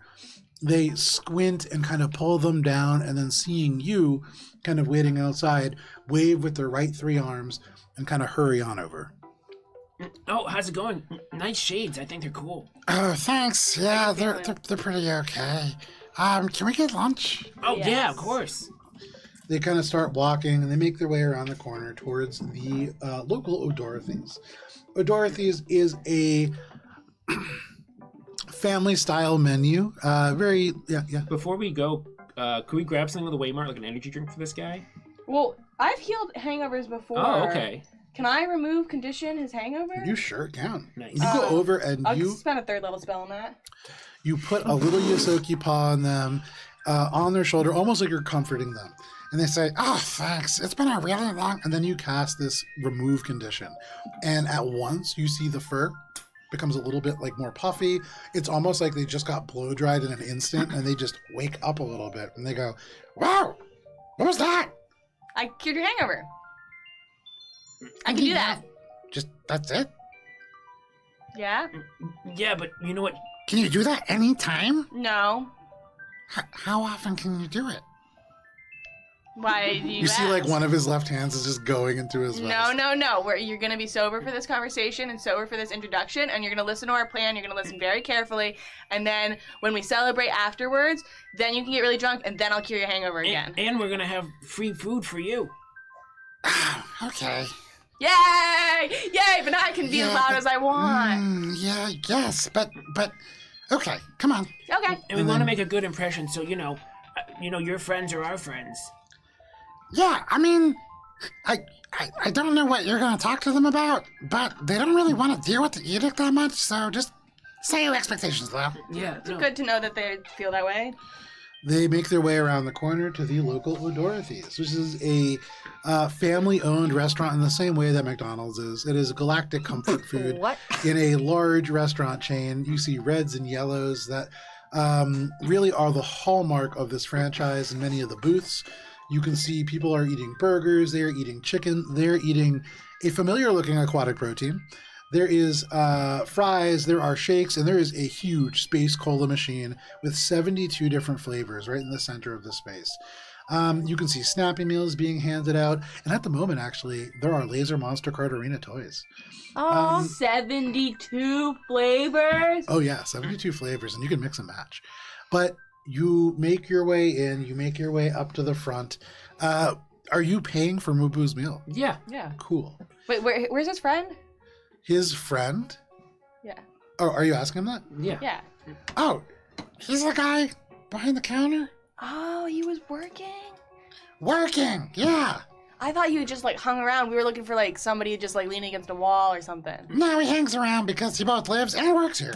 Oh, well, what kind of food would he like? I mean, they make fruit there. Oh, does he have is he always working, or does he have like a break or something coming up? Yeah, I mean, when his mom comes, he'll probably stop. I don't know. Ask him. Okay. Alright, maybe we must plan. Wait, we're gonna get food. Okay, we're no gonna problem. get 14 of the 72 flavors in one cup, and then we're gonna go back to this place that we just walked away from. I don't know if we're gonna be the best friends if we ask. You him to put order a 72 Boston Harbor, and you go ahead and grab a couple of Snappy Meals. You can mark off 15 credits for a Nice. pretty sizable meal. Great. And Bubs will tip extra, because Yeah, Bubs tip is always a generous tipper. Okay, Pause then tips. Bub's No paying. tips allowed. They're not allowed to be With- tipped. roll a d6, Bubs. You're tipping at a McDonald's. Okay, if this is not a tipping place, Bubs will. It's definitely not. Okay, You're then tipping Bubs at a will not do it. McDonald's. Bubs has rolled culture checks on tipping, and he has learned the etiquette, and he will not. Yeah. So roll a d6. A 5. A 5. They rip open their Snappy Meal. They kind of toss the fries to the side, and they pull out this little plastic wrap toy. And you can see this Skittermander lights up. And they go, "A Plasma Fang Draco Spinner! I've been missing this one!" And they Oh, rip awesome. off the packaging. You can see it is a spinning top toy shaped like a cybernetic dragon. And as they kind of like activate it, you can see it begins to spin. The tail begins to like light up. And as it pops off the launcher, there is a little limited edition Laser Monster Kart Arena card that is underneath. What? Do you play the game or just the toys? Just the toys. Can I have the card? Um, I'm playing in a tournament on Saturday if we finish up on time. I was cosplaying as a Glitter Gloom. Oh, yeah, she's really good at it. that's pretty cool. You do kind of look like Glitter Gloom. I'll give you my toy. Deal. You can have mine, I hand too. you that. Roll a d6, Gibbs. 4. 4. Yeah. They rip this out and they go, "Oh, it's a stellar duelist ID badge. I already have one, but it does come with the common card, and I guess I could use these." Yeah. Pulls a little card out. In our Snappy Meals, do we get cards? Are you gonna Snappy Meal as well? Yeah. Roll a d6, Bubbles. Snappy meals for everyone. Snappy Meals all around. Plasma Dragon. A 5 again. A 5 again. You also pull out a Plasma Fang Draco Spinner, and it does come with a rare limited edition card, the Plasma Fang Draco Core Fire Evolution. This is something that is only available through O'Dorothy's Snappy Meals. Oh, awesome. You can have my card, my toy. Thanks. They grab the toy away from you. So, you think you could possibly, make the introduction? Bub says as he's eating the food. Yeah, I mean, you took away my hangover and you bought me food. Life is good. Yeah. You wanna go now? Yeah, I'm Wait, pretty much done. Should we tell him the stuff we want before? Yeah, we'll discuss. So we tell him the things that we need him to know about tomorrow. Okay, no problem. Yeah, he would say, yeah, that sounds okay to me. So your friend, we understand he's kind of sensitive about stuff. Is there any other conversation things that we should avoid while talking to him? Yeah, don't mention the fact that his mom is human and doesn't look anything like him. All right, that's good to know. I like to keep people's mothers at my mouth. Yeah. It's good MO. What? Okay. I think everybody's worthy of love, personally. What? Never mind. Okay. Keep your wife safe. Gibbs, I think we just got to be very cautious when dealing with this person. Obviously we shouldn't mention mothers as well, but yeah, I think just in general caution. Yeah. Sure. I'm gonna let you take the lead, and I'll be supportive. I'll hype you up in the back. Okay. So they get up, they make their way out after throwing away the wrappers and the trash, and you make your way back to the Waymart. The same person who's behind the counter kind of looks up at all of you. And now that they've pointed it out, you can see that they have a lot more humanoid sort of components than many of the androids that you have seen in the past. They are indeed an android, especially from the waist down as you enter and approach and get a little bit closer. You can see they look up, they look back down and don't say anything, but your Skittermander companion, give me 1 second here, I'm all over all my different notes. I wasn't expecting to pull up my Dorothy's restaurant menu. 147. Okay. Expect the Spanish Inquisition. I rarely expect the Spanish Inquisition. You see this person kind of, or the Skittermander look up at this android and say, hey, Jace, I brought some friends who want to talk to you, just about different things. You said Chase? Dace. And they go, guys, this is Dace. Dace, this is, Hi. Are we using our fake names? I don't remember if we decided. I don't either, and that's why he put it back on you. I think we told Mubu our real names. Yeah, because we were a bounty hunter. Yeah. So it's just that if you want to use it in this interaction. Yeah, I'm sure we can use our real names. I think it's fine. No, it's our choice, and plus he can look us up anyways and probably find us. So I don't want to lie to this guy. Yeah, hi, I'm Bubbles. I'm Gibbs. You can see this android looks at you, still very quiet. The Skittermander fills the silence quickly and just goes, yeah, they're really cool. They just bought me lunch. They're paying me to do a bunch of work, and they got some questions to ask, right? Yeah. Yeah, ask your questions. Well, First, he still hasn't said a single thing. Is this a good time for you, or? They look at you and they say, Bubbles, right? Yeah. No. Oh. Is there a better time where we could come back? We have some kind of personally questions to ask, and we don't want to make you uncomfortable, so... You're already making me uncomfortable. So, you failed in that regard. Oh. If you truly need something, then ask. Otherwise... So, we heard you don't like... Well, I think that, it's a fine establishment, this place, and I think you're doing a wonderful job, and I just watched you look in and then walk around the corner to buy a burger from O'Dorothy's.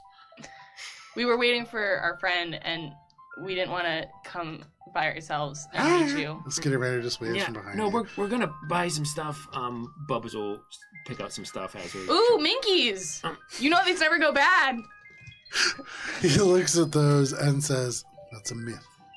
Everything can go bad eventually. Oh. With enough sugar, it doesn't. What do you mean by that? Sugar goes bad especially quickly. Are you Wait, what? Are you afraid of? Why do you think everything goes bad? It isn't a matter of thinking. And you can see the Skittermander goes, no, it's just kind of what happens with, like, organic things. I know, but it just...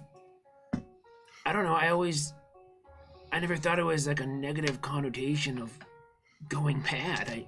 I always thought it was just a new form. You can see the android looks at the Skittermander looks over at you. Who are you looking at, Gibbs? I'm gonna look at Bubbles and I don't know, maybe I'm just being an optimist. I'm sorry. I'm gonna look back at the guy and be like, you know, honestly, a stale Minky tastes just as good as a fresh Minky, so he's got a point. It's just a different. They look at you and they say, last month's food expired almost 2 weeks ago, but if you are willing to purchase it, we still have some in the freezer. Oh, yeah. We're okay with getting some of that. In the freezer? Yeah, if it's been frozen. I mean, Best By dates aren't real anyways. Very well. Do you want to show us? You can buy expired. I will be back. They turn and they walk over and they go past this kind of space. The space itself mirrors your laundromat. The market in the first floor, very long and narrow, and then there are stairs that you can see go up. They go upstairs, and they return lugging. You can hear thump, thump, thump as they drag this thing down. Bubs is gonna say to Gibbs, "No, Gibbs, we can't ask him straight up. We have to kind of work our way towards kind of the conversation." But he's already uncomfortable. We're making him more uncomfortable by dragging it out. Well, no, I don't think that's how it's gonna play out, Gibbs. I think just take a deep breath, you know, and hey, you know. The door opens and they drag out a tremendous amount. Like, they are lugging it and barely able to pull it against the friction of the floor, even with the ice kind of sliding it along. But you are looking at probably about a pallet's worth of a very generic looking ice cream. There's no like pictures on the sides of it. It is just red writing around it that says Jerry cones. But there's no cones, it's just cups of ice cream. It is all vanilla and it is all expired. Oh. It's still good. I honestly, you know, Do you really believe it is still good? Yeah, I'm gonna crack one open. You crack one open. Gibbs, you smell immediately the scent of fermentation, the scent of like lactic acid building up and then boiling over to something that is much more stringy and enzyme based. It's for most people a bad smell. For you, make a life sciences Bubs check. will do a big whiff. Okay. And try to. You do a big whiff and you don't smell anything. Yeah, it smells totally fine. I think it's great. You can see there is, even in this android, maybe it's because you've spent so much time with them, their expression doesn't change, but you read surprise in it. 33. With a 33, you sniff this ice cream. It is not a safe food product anymore. Can I ask you something? It seems like you have this kind of, I don't know, view on things kind of, I don't know, being different once it's changed. Why do you think this is like a negative thing? Like, I'm a positive person. I think, you know, sometimes expired food is sometimes even more delicious. Like, what's gloomy, Gus? My name is not Gus. Oh, it's an expression. It's Dace. I know, Dace. But why do you view it like that? Because of food safety regulations. Oh. I think he's extrapolating your food thoughts about maybe your life thoughts. Do you think that that's a worldview? And I'm gonna pour the ice cream into my bottle and crack another one, pour it into my bottle. They kind of ring stuff up on this counter and they turn it around. It's 125 credits. Oh You'll my pay for it. God. Okay, no problem. You mark off 125 credits of expired ice cream. Well, my friend's right. You know, I'm an optimist, and I think, like, there's so many great things in life, and I don't know, if you don't see, like, the goodness in having expired food, I mean, I don't know, what do you see the goodness in? Having unexpired food. But this will make magic. Good. Then it's useful for all of you. Are we done? Is that all of the questions you had to ask? Well, no. You just gotta go for it. I think the way you're viewing life is, it's just so, I don't know, there's got to be something that you find good. Forgive me. You're at my market at 8 in the morning, buying expired ice cream. I do not feel that you are in the position to give me any kind of advice. Oh, well, I'm not giving advice. I'm just asking, you know, what do you enjoy? I mean, I enjoy this ice cream. I enjoy getting rid of expired ice cream. So in that, we are partners. Is there any further questions? Yeah, before we lose your attention completely, we have I can't help but give you my attention at the moment. Yeah, Well, honestly, we were trying to get around to the idea that we know that you were an ex-member of the Edict of Junk, and we were hoping to maybe get some information about that. We basically kind of learned a little bit about, how... Hold on one second. How they're basically started with the prime education machines, and things kind of, went off from there, and it's just a really interesting topic that we'd love to learn more about. I mean... It started with the primary education machine. Oh, give me 1 second, sorry. And I just want to assure you, we don't hold any love for them, so we're just looking for your perspective. Well, I don't think we have any hate to them either. I don't know. I feel like I don't know what it is on Mars, but you've noticed it too, Gibbs. There's like so much weird tension between humans and androids. I don't know why people have to be so hateful. We had an interaction in the airport. Oh, it was terrible. It was because we got 2 androids in our party. Do you truly not know why we resent humans? Well, why? I'm willing to listen and learn. You could see they blink for just a moment, and it's an expression familiar to the one that you've seen from Echo before, but there's a little bit less warmth to it. Yeah. They look you up and down, and they say, I do not feel like explaining politics to all of you. But if you have questions about the edict, ask. Yeah, no, I understand that you don't feel the need to explain. And I'm going to be honest, I missed out a lot on politics and life, so I did not ask you about your life story. Yeah, Do you have a question? Yeah, we understand that their new leader is a Yusoki named Nefi, correct? Give me 1 second here. Nefi was once a Yusoki named Huchu. Nefi is the designation for their android self. Now Yusoki, forever Yusoki. Oh, wow. They are not the leader, but are the leader of the Churner crew. 7 other androids who know rough engineering. They keep the machines clean and running well enough to redirect the junk down, while leaving enough to cycle the machinery we use. Is the edict responsible for the dams of junk? Or are those unrelated? Which all the dams of junk. Are they, when they're recycling it, are they dumping it into the rivers? No. Okay. The edict have blocked the cycling capabilities at full capacity in order to create a lower flow. This in turn allows for additional areas of construction, occupation, and utilization.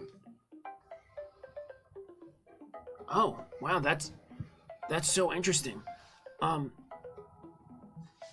Honestly, we were kind of looking to really get into the edict in terms, and then just kind of learn a little bit more about how they work with this junk and stuff. You will not learn much from them as an organic life form, but you may be able to trade with them. While they are a nearly fully sufficient commune, they still must trade for medicine, ammunition, and any heavier weapons they require. Okay, could you possibly give us a contact and an introduction maybe for us to do some trading? No. You left. I left for a reason. But you can go and speak to the person who is outside. They are named Aria 11. Aria 11. Artificial Resource Integration Assistant 11. Why did you leave? It is not the existence that I choose. It is simpler.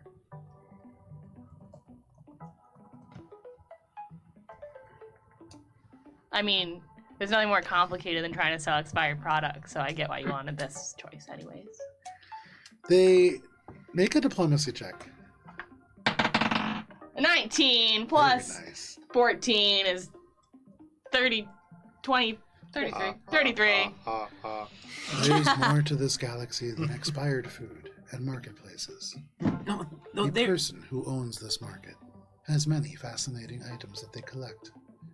And part of the compensation is the ability to interact with such items. Like what? Can I see your favorite? Or maybe your second favorite?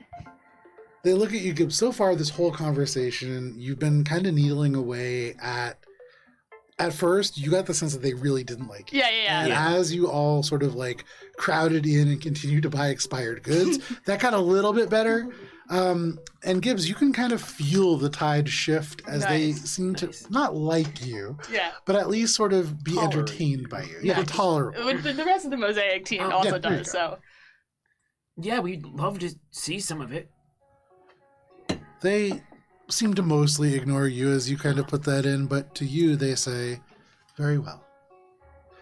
And they turn and walk back to the place that they had been for Is my previously. giant dildo. Double-ended for partner pleasure. This is my favorite. Oh boy. Okay. So they go back to the back room area, and Gibbs, maybe like a minute or two goes by before the door opens up, and you are expecting them to bring out like really cool ice cream snacks or something like that. But what is in their hands is first a cloth that is between like their hands and the actual material of this chest that seems to be made out of impossibly old wood. There is age to it that makes it look almost black, but you can see the lines of this grain. This is like authentic wood. You can smell the age coming off of it. And Gibbs, almost certainly there is something mystical with it. But because it is 8:15 and a great place for us to take a break, we're going to step away for a moment. There'll be a countdown on your screen, I believe right over there, and we'll be back at the end of it. We will see you then. Goodbye.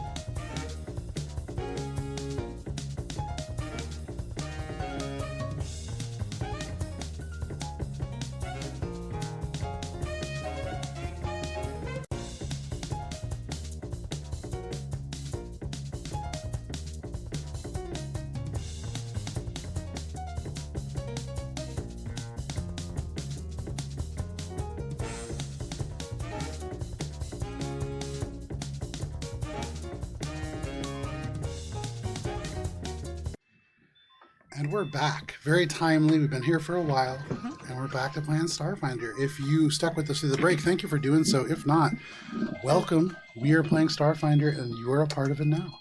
Sorry. Get the fuck with it. We're going to drop right back into our game here. So Gibbs. Oh, yeah. Sorry.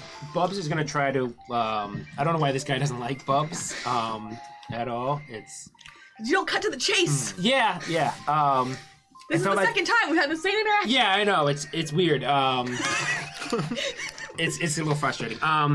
For this guy, I want to kind of just be like, oh yeah. So you do kind of see like in junk you see like a lot of good in that. He's holding this like beautiful old wooden box, and you say junk. There is some good in that. And he holds it and he says, "This is not junk. What's in the box? This is something that is special. Of course. And if you cannot see that, then you can wait outside." Well, no, I was saying that I think it's great. Make a diplomacy check, Bubbles. Oh, finally, I can roll something. You gotta talk your way out of it. Yeah, you can't rely on your A natural 20. Yes! With a natural 20, they look at you. You look at them with earnest eyes. Yeah. You see, you are well intentioned in this comment. Because I had struggled with Mubu in the introduction of him. That's true too. Yeah. It feels like sometimes playing Bubs with like conversations is like on hard mode. It is tough. Yeah, it's hard. Playing a really naive man-child makes it tough to do a lot of diplomacy and stuff. But with a natural 20, a little easier. So nothing on the expression changes, but you feel it soften a little bit. You can feel the intensity of their eyes just dim somewhat. And they open this box. And in this moment, you see a crystalline matrix that is embedded in an ornate silver harness. It pulses. And in this place, all of the lights go out. The darkness is not huge because this crystalline matrix just pulses with the light of distant stars. It feels almost like it felt when you were near the Mines of Siren. This is like this beautiful backdrop now.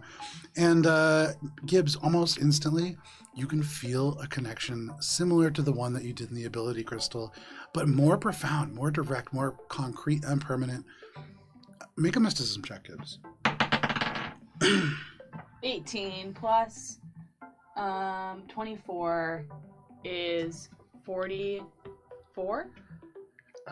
42. 42. With a 42, Gibbs, you are looking at a soul core. You've never seen one. You've only heard about them theorized. But what you are looking at now is a mystic who has reached such a plane of enlightenment that they have ascended and left behind this crystalline matrix that is still very much a part of them. Jace, that's a soul core. And That's a soul that got left behind by a really powerful mystic. I say for Bubs' benefit. Sure. They nod and they say, "This is Pokedex the entry. soul core of the Ascendant. It is a powerful artifact from a mystic who achieved enlightenment in the Drift." That's crazy. That's amazing. They nod and they say, "It allows a properly trained mystic to cast magic without expending resources to do so. Oh my god. It can also enable certain mystics to be able to survive death as an incorporeal form for a brief period of time. And beyond all of that, telepathically, spell effects can be shared amongst allies. Or so it is said." Wow, that's That's awesome. Shut this box. Wait. And they say, "There are many items like this in the universe, and I wish to see them all. But that will take a long time. To collect and to keep? To see, Or to experience, to feel, to share? perhaps. But this is not mine to share. Okay. Whose is this? This is the owner of this store, the person who took me in when I left the edict. They will not part with it." We'll send them my compliments. That's quite a nifty little thing right there. May not. I think that Dace, you're someone who really finds a lot of passion in things. I would never have saw this and thought, wow, this is something that's so beautiful. what you just showed us, it's amazing. Yes. I wish you could live your dream. I know this store is, well, it's great, but, you know, I'm someone who always has dreams myself. I wanted to open a laundromat, but I hope the best for you. And, hey, maybe someone might bring in something beautiful in this store and they'll want to trade or something, you know, but... Your name is Bubbles? Yeah. I am living my dream.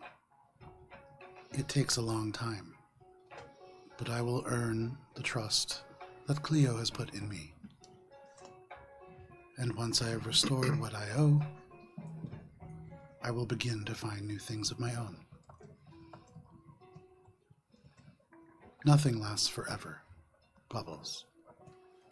But that is good. That's what I was saying about the expired stuff. It's a bad way of looking at it. It's not expired, it's just different. Food safety is important. Yeah, no, I get that, but, you know, it's just a way of looking at things. I'm trying to just, you know, just be positive. You can see they consider that, and they say, that is good. Continue to be positive, Bubbles. But be more direct. Yeah. So, being direct, if there's anything you could possibly help us, because we are trying to maybe make a trade with the Edict of Junk, is there any way you could give us some instant information about things that they're looking for? I have already told you, they trade for medicine, ammunition, and heavier weapons, if they are required. However, they are largely self-sufficient. They can create their own UPBs. They can fix their own machines. Is there anything, like, in specific, like, besides heavy weapons and medicine, is there any, like, specific item they're looking for?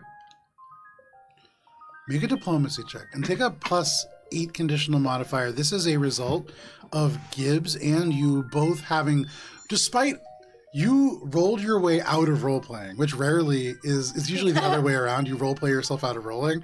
This time, you kind of rubbed him the wrong way at the get-go and then slowly talked your way out of it. Yeah, this guy was really Gibbs hard. is just drooling over this now closed box Yeah, and is oh, like for fully sure. like disengaged from this conversation and is like I'm gonna use thinking my about this magical item in this box. my lucky feat to reroll. Okay. Okay. It must have it. I must become. Okay, 17 is the highest. One more. Have I ever Okay, told you so 17 how plus outrageous the law is? 12 is 29. Ultimately, the goal of the edict is to be self-sufficient. The current location they occupy is working, but it is not ideal. There are other places that could be relocated to, if they were cleared. So maybe if we could help them with that, we could, you know, trade for a favor or something that we're looking for, or something cool. Correct. Okay, that's good to know. Thanks, Stace. There is a location that I have been hesitant to share with them. It is dangerous. Are you capable of dealing with dangerous situations? Oh, yeah, our team is totally capable. What's the location? There is an old community building. It was a dream of many people in this community to have a place to call their own. It did not work out. There was too much violence in the neighborhood, but one of the structures still remains. Lilac 1. And they open up their communicator and show you on a map a place that you have walked straight by. When you get off the train to go to the fighting pits, you had walked through the Lilac Communities projects, which were largely destroyed, save one bizarrely intact building that you had walked by now no fewer than 4 or 5 times. This building was the building that had like no rubble or anything pushed up against it. It just sort of stood alone, spray painted a little bit, but aside from that, mostly by itself. And they would say, this is largely abandoned, but there has been electronic signatures inside. More in the last month. With the automated defenses in place, it would be too formidable a location for the edict to reclaim. There are at least 4 tower-based turrets, and at least a plethora of landmines, which engage in cryogenic damage. That is on the outside. I am unsure of what is on the inside. But larger machinery has moved as of the 8th of March.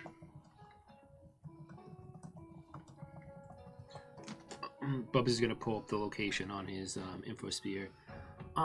Okay, wow.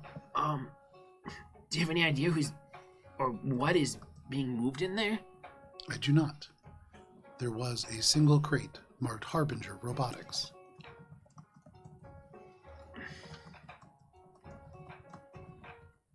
Okay. Yeah, that's something we can look into. I do think it would be great that if they could have a place of their own. I know it's really hard on Mars for androids. It is hard on Mars for everyone. Is there anything else that you're saying? I think that's it. If Cleo ever does want to get rid of that soul core, I'll leave my number on the scrap of paper here, and she can call me. But Okay. I appreciate artistry. Okay. You say that. Thank you for sharing this You with put the me, little Jace. number- I could never have seen this without you. This is so cool. This is the best day of my life. They like instinctively hold the box a little further away, but they take the piece of paper, no problem. Thank you. That will be 157 credits. Oh, Anything else, Bubbles? No, I think we're gonna get going. Thank you so much, and thank you for the ice cream.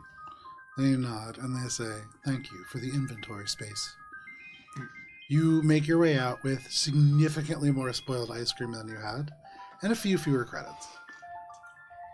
Where are you returning? Are you returning to your laundromat? Yeah. ring, ring, ring, ring. Echo, can you come pick us up? We've got some ice cream, and we could use a box truck. It's a whole pallet. It's a long story, but we needed it to get some information. Yes. You begin to drive back, going to pick up your compatriots. I will never escape. Early in the morning, too, you're in rush hour traffic, so it's, especially for you, painfully slow. It takes you like 20 minutes to get to them. You're watching like a little ant get out and just move faster than you are. It stops and like considers stuff at a hot dog cart before making its way around the corner. You still haven't moved. But eventually you make your way to picking up Bubbles and Gibbs, who do in fact have a melting palette of what to you, almost instantly as you like open the door, you smell spoiling ice cream.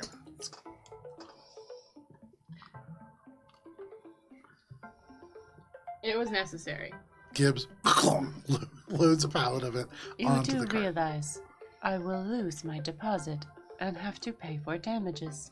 This is not a freezer truck. Only if it spills. It's okay. I got plastic wrap. And I've already emptied these whole... Look, I've gotten like 6 of these. Bubs will use some of the plastic wrap he got when Gibbs got the paint supplies. I bought a whole bunch of. You did. Yeah, You did. Nice. I bought a huge You have, amount of plastic. yeah. wraps. I believe you have something like 120 feet of it. So Yeah, just no plastic problem. sheeting. That you have just with you? Yeah, Bubs keeps it on him. Honestly, Bubs keeps a lot not of, surprising. and it's also it folds. Plastic sheeting folds really. Yeah, really yeah, small. it does. We When already you, need to cover crime scene. you wrap this up, it's Echo had 20 whole minutes. like a tarp. Think about so many things. Yeah. And they still didn't have enough time to conceive that they will never escape dead. No. And At least this time, it's not their fault. Roll a D100. You pull away from the curb kind of carefully, really trying to guide the inertia as best you can, and begin to trundle on back to the laundromat. Got so far. 2 zeros? 100. Both zeros. 100. Yeah, that's wow. That's 100. I've never had this happen Oh, wow. before. You make your way effortlessly through the city. You hit every single green light. Somehow, it is like you hit this beautiful mark where maybe there's a bridge up somewhere and there's a gap in traffic. There's nothing in your way. There are many places when you look off on the side street, you see broken pavement where certainly a pothole would have caused everything to spill. You see on another side street a like old man kind of just look around and then run right out into the middle of the street. A car screeches to a stop. There is a lot of things that could have happened. Yeah. But in this moment, none of them to you. You make your way back without issue. You will get your deposit back. Nice. And Gibbs, all of your spoiled ice cream makes it to the laundromat. Do we have a dumpster out back? You do. There's no way to salvage this, right? Yes. Yes. Magic rat. Do I seem more magical? I was in the presence of something pretty cool. And it wasn't the ice cream. The ice cream was unrelated. Tangentially related. I thought you said the ice cream was incredibly important to getting information. Also, please get it off the truck. Okay. It was, but also, you know, bonding is magic. I feel great. Bubs will help unload the ice cream with Gibbs. Yeah, no problem. Can I make brie out of this? Can I make anything out of this? Or like, how do you make cheese? Not with ice cream. Not with spoiled ice cream that has already been pasteurized and had like sugar and other things added into it. Penicillin then, right? No, I would say Can I make this in anything? Is this salvageable in any circumstance? you could. There's one place that you could think that could really utilize this. Back in the Blood Walk Yeah. on the Zin Crawler, the Yosokis would throw stuff into a big universal grinder to make this like nutrient paste. Yep. Maybe it would work for that. And it would be like at a pretty substantial caloric loss. As long as there is some amount of aquatic protein, we are still good. Wait, so if I buy some fish and we put this through the universal grinder on our ship, then you can give a sample to Diane. How different can it really be? You're just gonna cut. We don't actually have to give Diane a sample of anything. That was a cover. Oh, well. I like the idea though of cutting spoiled ice cream into fish to sell as fish sticks. That's horrific. That's a war crime. That's Listen, worse than man. all the things in your wanted poster right now. As Echo is just like sitting in the truck, shivering at the thought of fish stick ice cream, they message up to or I guess to wherever Shade is. It's actually like parallel but in the garage, and Shade, you were aware of this well before. You have an acute sense of smell. Mechanically, you have a significantly increased sense of smell, a questionable choice from the get-go, but especially now. As that door opens before the stuff is even unloaded, you can smell this overwhelming scent of spoiled, like vanilla adjacent ice cream. It smells more like rum than vanilla.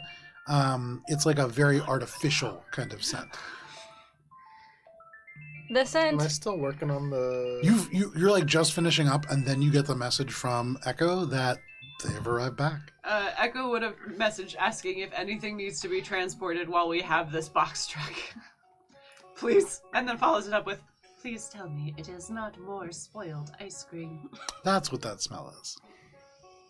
And judging by, you can smell it in the garage, like almost 80 feet away through several rooms and walls and a laundromat. It's a lot of spoiled ice cream that you're smelling. Please dispose of the spoiled ice cream. Please don't make me dispose of the spoiled ice cream.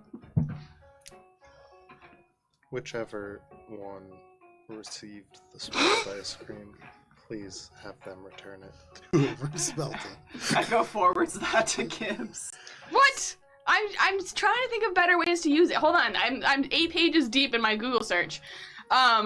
Uses for spoiled ice cream. Apparently, some people said it's really good face cream. Spice wakes Literally, up at this the moment, smell. you awake with the long rest, but also with the smell. I It's can bad. literally see Well, it I feel from like here. Spice is such a glutton for sugar that Oh, all God. she can, especially if it has a rum smell to it, she wakes up and she's like, "Oh, Gibbs must be cooking something special." Oh my And God, she's gonna go downstairs I'm and be done. like, I'm "Gibbs!" packing up to start moving. Me too. Start transporting. Me this. too. I'm out of here. Shade is like, I'm done with this Oh, work boy. just in time to get boy. the fuck out of What's here. a good smell? I'm gonna put the ice cream near the Smells like dumpster until face wash Gibbs- plus rum plus sugar. I can think of something useful to do with it. Absolutely, you do that. You But I'm make your way 8 down. pages deep in my search. And Much to my nausea, you make your way down, Spice, smelling this delicious aroma. For the rest of everybody else has like bandanas on. We're truly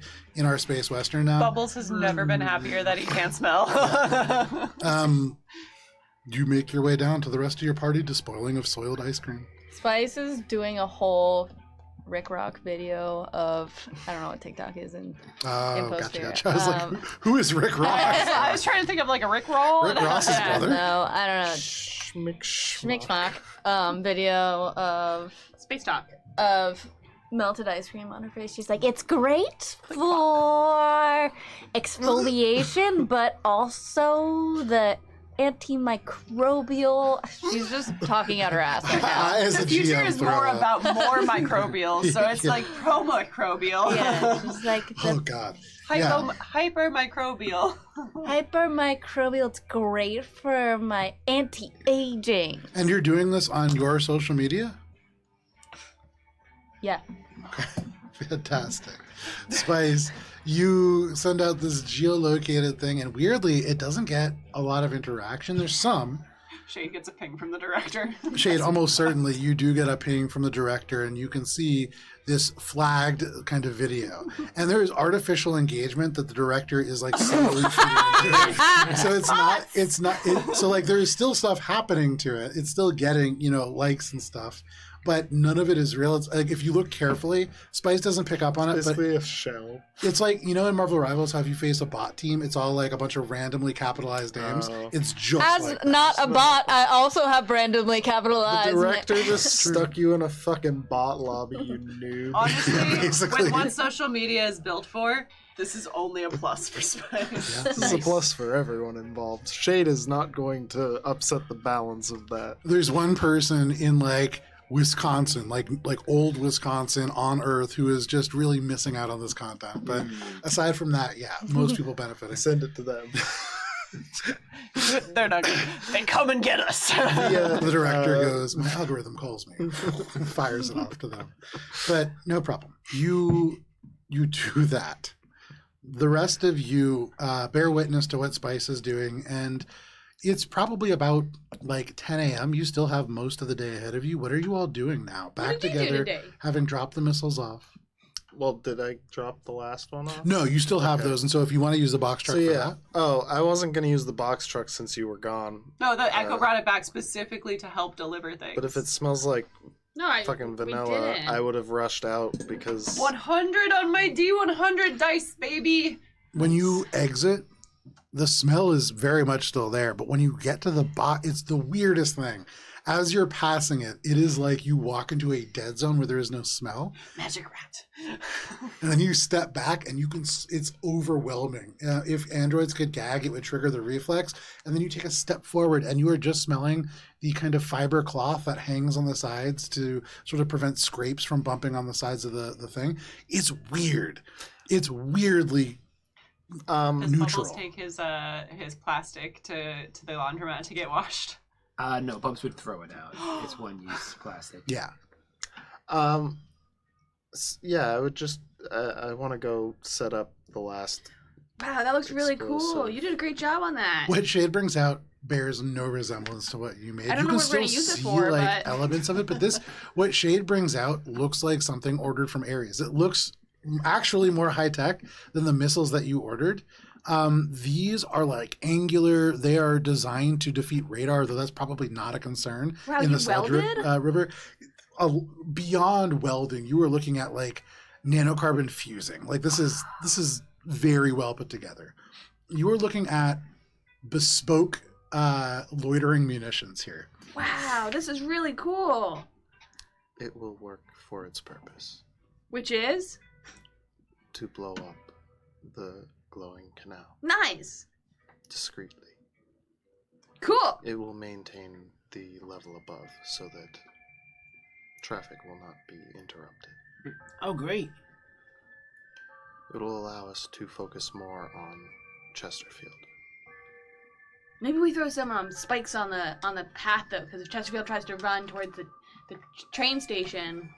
I will be able to remotely detonate this from distance. Nice. Well. So, if he is on the bridge, we can detonate it then. Commendations to both of you on your ingenuity. I mean, my inspiration's definitely there, but you did a good job. We need to move this device upstream of the blockage. Do we want to bring it to Gladira's place to store? It would be better to put it within the sludge pools. I will be able to remotely operate it from there. Do you want them sitting there for at least a day? It should be undetected underneath the surface of the sludge. Understood. And with your engineering check, once you leave these and activate them, they can sit there for 56 hours. You could have that there for multiple days and then activate. Echo assists in the loading of the box truck and then looks over. Put a sheet over it.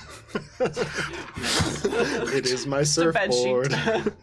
And shall I deliver them alone, or is anyone desiring to come along for I was any other intending to take it. deliveries? I'm sorry. I was intending to take it myself. Oh, You can assist. you. I would like to make sure that it is properly installed. Understood. If you don't mind, the truck is in my fake name. I should be the one to drive it That is fine. for insurance purposes. Are either of you going to be talking to people? Because if so, I should go. Hopefully not. You Usually should no go. one talks with us. I don't need to go if no one. They're not going to talk to anybody. They might talk to you. But if you know them. You Yeah. should bring a fluorescent vest, and then you can just be like, "Sanction City work here." Cinema Q, fluorescent vest. All right, I can't go because that's too close to Chesterfield. I And gotta watch the laundromat. last box. I guess I'll deal with this ice cream. Yeah, and I can help. All right. So the three of you, it's weirdly, even though Spice is like taller than Gibbs is, without the bottle, the three of you fit much more comfortably into this truck. But you make your way off to drop these things off in the sludge pool. As you drive, Echo, you have already done a miraculous job in terms of kind of routing the stuff around, and delivery is sort of in your nature. Though it irks you, this is something that you're very good at. And you, without any issue, can like very quietly navigate around through different streets than you've used in the past to make sure that it's not like becoming an established route that can easily be intercepted. Echo's a lot better than those goober drivers. Yes, much better than the goober drivers. And you make your way over to the areas sort of further upstream, or downstream rather, upstream, from where the sort of pathway is blocked. And if you want, I would say make a stealth check, both of you. We'll take the higher result. And this is There are 3 people in the car. 3, all 3 of you though. Let's see if I can get a higher one than Echo. 20. Natural Okay. 20. Well, Natural 20? Are you serious? Echo. I got a 6, so Echo, your contribution primarily is keeping Spice in the car.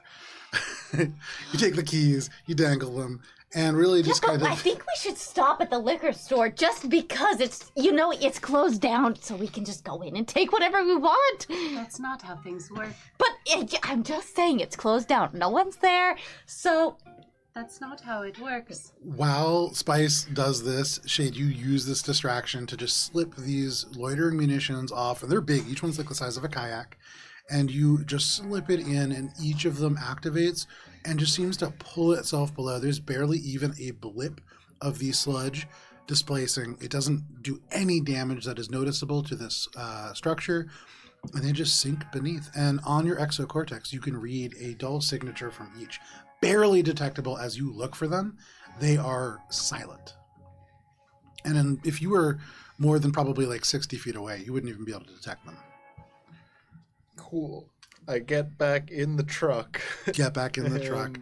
Spice is really lobbying for the liquor store. Can't we just stop for a second? I would say that if we stopped and we were to infiltrate the liquor store, you would be exceptionally noticeable from your ice cream face mask.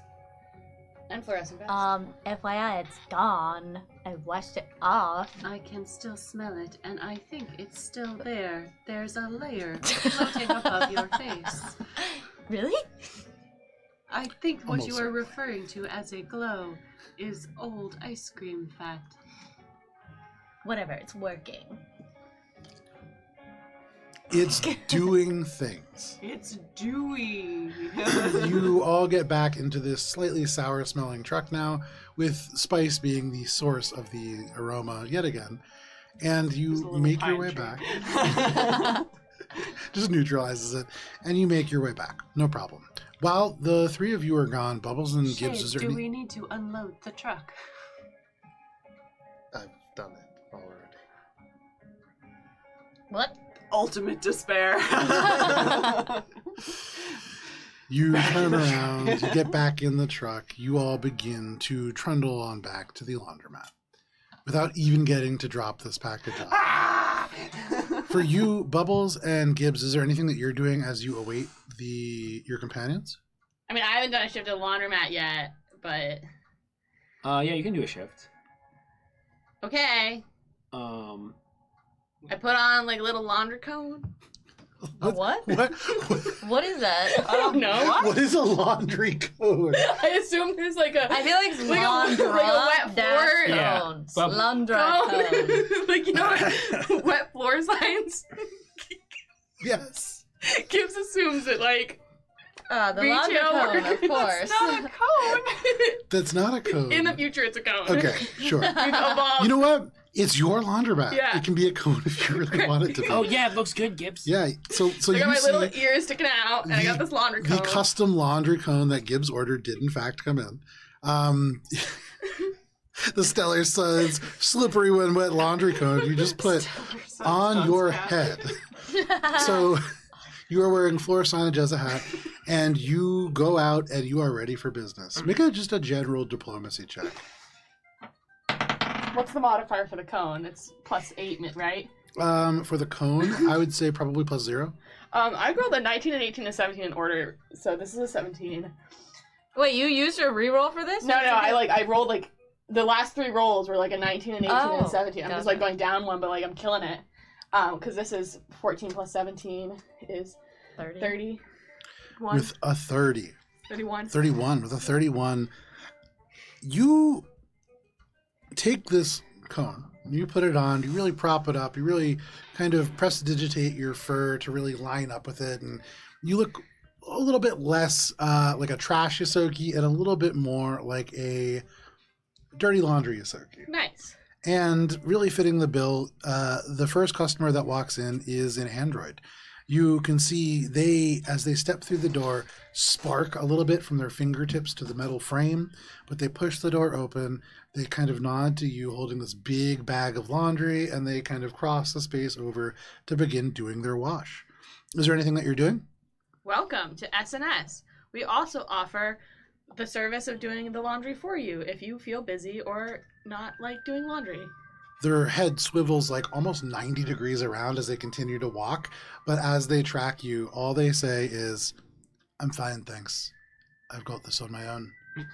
And they just turn the head all the way back, and they just crack the laundromat thing open. They begin to work. The door opens up, and a Yosoki walks in. You can see their eyes are a little shifty. And they spot you. They see this little cone on your head, and they scamper over. And they say, "You've been having problems with power at all?" Power? Yeah. No, but we are offering a new fluff and fold service. Excuse me. What's the issue? Oh, it seems like some of your machines are shorting out. Our machines? Yeah. You just got here. Suddenly, you can see right by that android, there is a spark that leaps off their hands, and your washing machine shorts. And the android's head turns like 100 degrees around, and they say, "I could use your assistance now." Oh, Was that a scam? okay. You're not there. Just 1 second. Gibbs, You rolled too hard. I'm so sorry. could you possibly go deal with this android's issue, and I'm gonna talk to this person. Absolutely. Sir, are these shorts, are you experiencing them? Are you in the neighborhood? All of Mars is experiencing them. It's a problem with the fusion cells that everybody has in the back of these old machines. You know how they are, right? Well, yes, I am familiar. Well, with because you're machines. familiar, you know that the insurance and the warranties on these, it's a scam. You should never buy the insurance or the warranties. It's all about the black market. I have some fusion cells for you that would be almost impossible to short out, unless you were to hit them with like a nuke or something like that. The only problem with them is they do have a little bit of radiation that comes out of them. And by a little bit, I mean a lot. Can Bub sense motive if this person that he walked in with, this android, is somehow related to this person? Make a sense motive check. Can Gibbs see if the shorting is an anatomy thing from this android? Make an engineering. An 18 plus a 5. Okay. I broke my streak with a 15, but still good. Engineering? Okay, yeah. Plus 5, 20. Oh, the man's. With a 20, you look at this machine, the android turns to you, and they say, "There seems to be a problem with the power unit." And as you look at it, yes, this was caused directly by this android, but not on purpose. You look at the element of their wrist, and there are sparks coming off of what looks like a replaced servo. It seems to be defective, and every now and then, as they kind of twist their wrist in just the right way, the sparks leap off and will short things out. Oh. Probably not on purpose. 23. With a 23, yes and no. This android seems unaware of the fact that this Yosoki seems to be following them and utilizing their misfortune for their gain. There is a part of you that suspects that perhaps they sold that wrist implement to the android, and perhaps this is a con within a con that is happening right now. That being said, you also get the sense that these fusion cells, while they leak radiation, probably do work. Sir, can I help you? Your wrist, I'm afraid, unfortunately, that it seems that, see that little bit? When you do it kind of like this, it kind of... Make a diplomacy check and take a +4 conditional modifier for your diagnostic material here. 8 plus 14 is 22. You aren't going to charge me anything else for it, are you? For fixing your wrist? Yes. No. I've got some duct tape for free if you want that as a quick fix, but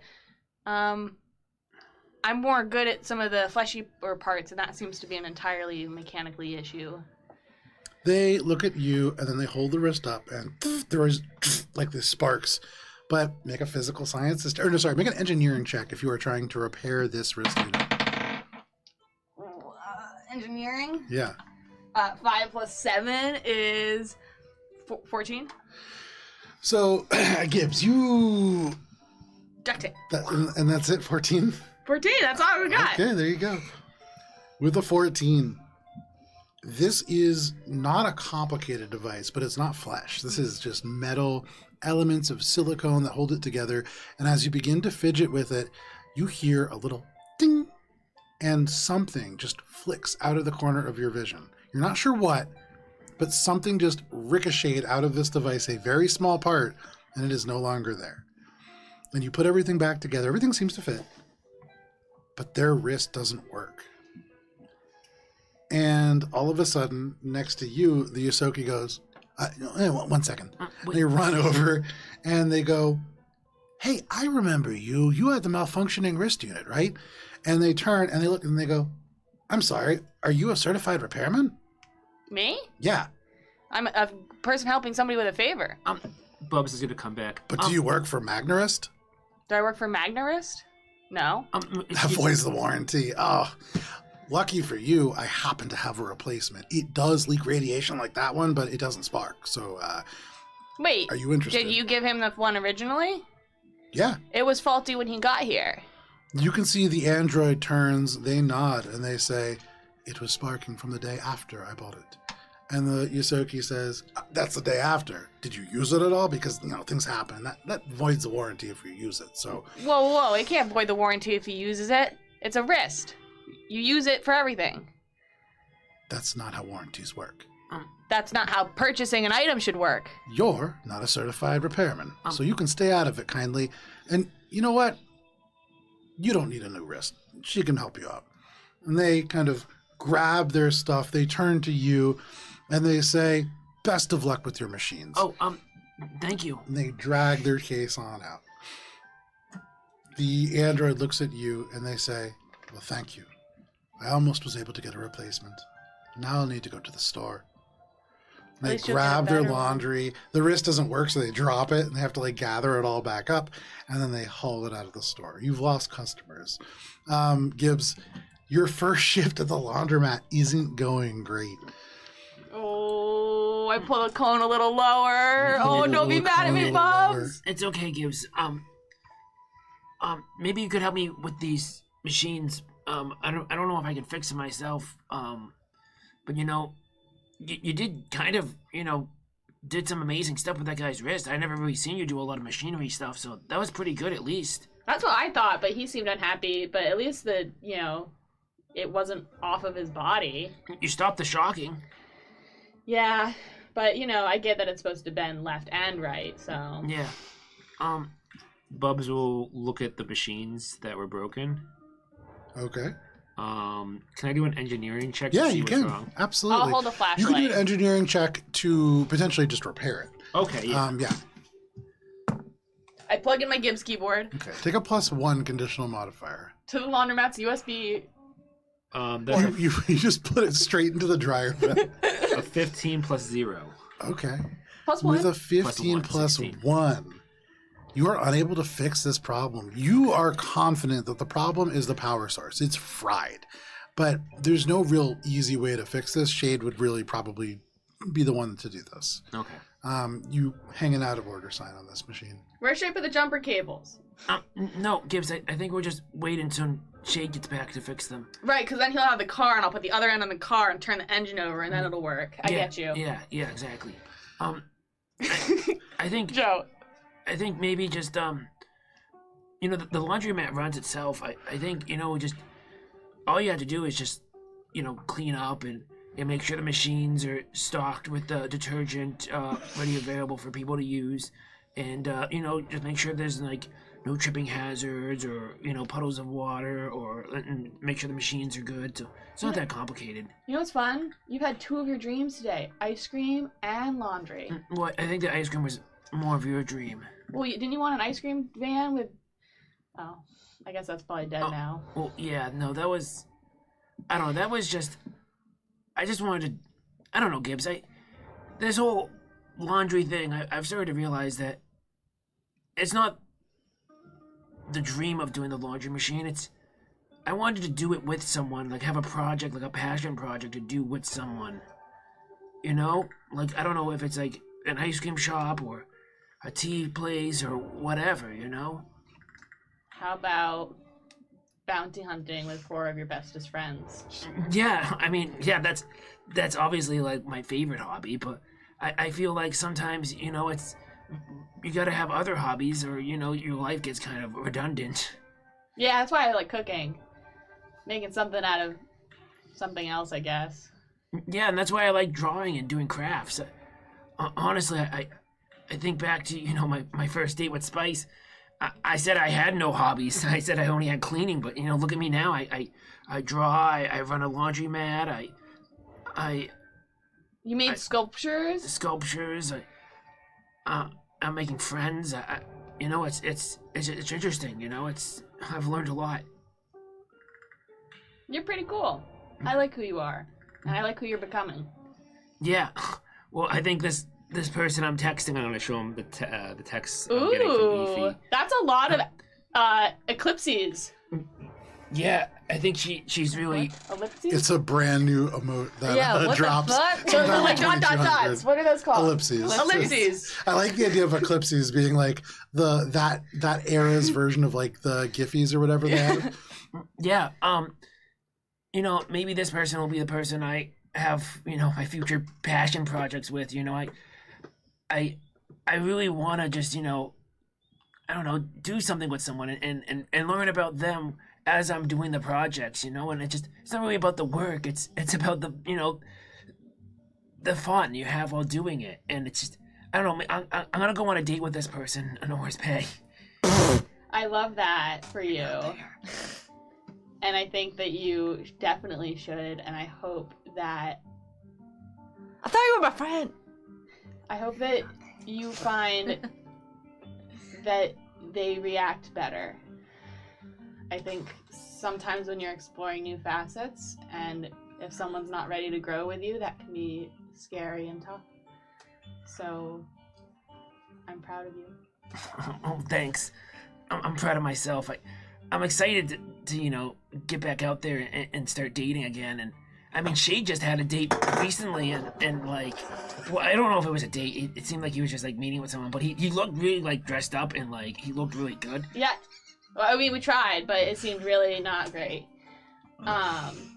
But you know, he's kind of a closed book, and I don't really want to ask about it, because like, if it did go well, he wouldn't tell me, and if it didn't go well, he wouldn't want me to ask and wouldn't tell me anyways. Yeah, so, yeah. Kind of a double-edged sword there. So, I guess we'll find out when there's little shadelings running around. Yeah, that's a scary thought. That is a scary thought. But I assume there's not even gonna be an invite to the wedding. I'm imagining Shade just 3D printing out tiny versions of Shade. Scar and all. Offspring. Yeah. Just the chibi version of Shades. They just come off of the printing tray and just light up a cigarette. Off the printing tray, light up a cigarette. If you've got the 3D little printed in the Bitmoji mouth. thing of Shade that from the Twitch, It's just Cubs printed and you just... that's the babies. That's the shabies. Oh, the shabies. Love it. Okay, so... Sounds like scabies. yeah, and I mean, It's just difficult to get rid of. I think it's good that, you know, I'm getting out there, and it's just like, you know, you can talk, like, you might not want to talk about Shade's date, but, you know, any dates that I go on, you can tell people, because, you know, I'm happy, I'm an open book. Yeah, I know, I want to hear all about it. You'll just have to tell me when you get back. Oh, and yeah. we can do we could do mimosas and chocolate. Oh, and we could He's a straight man. we could read some of those Cosmic magazines that you have, Oh my too. god, those Who knows surveys what are going to he help you so likes. much. Oh, yeah. Cool. Gibbs and Gibbs and Bubs are just going to continue to shoot the No shit. problem. Bub's just trying to plant the seeds. And also, you don't know To not purposely, Clearly, I don't. but he's trying to like, just be like, I'm healthy, I'm good, Oh no, this is the person who's doing so well after the breakup. So well you couldn't even So believe it. well. Yeah. Honestly, Right. I'm living my best life out No, here. I'm doing amazing, and I am yeah, single by choice right now. By the way. Gibbs is trying to delicately be like, maybe spice wasn't the healthiest for you without saying those words out loud. Oh yeah, for sure. So Gibbs is more like, No, that we all got greener that. grass We all is- got that. Yeah.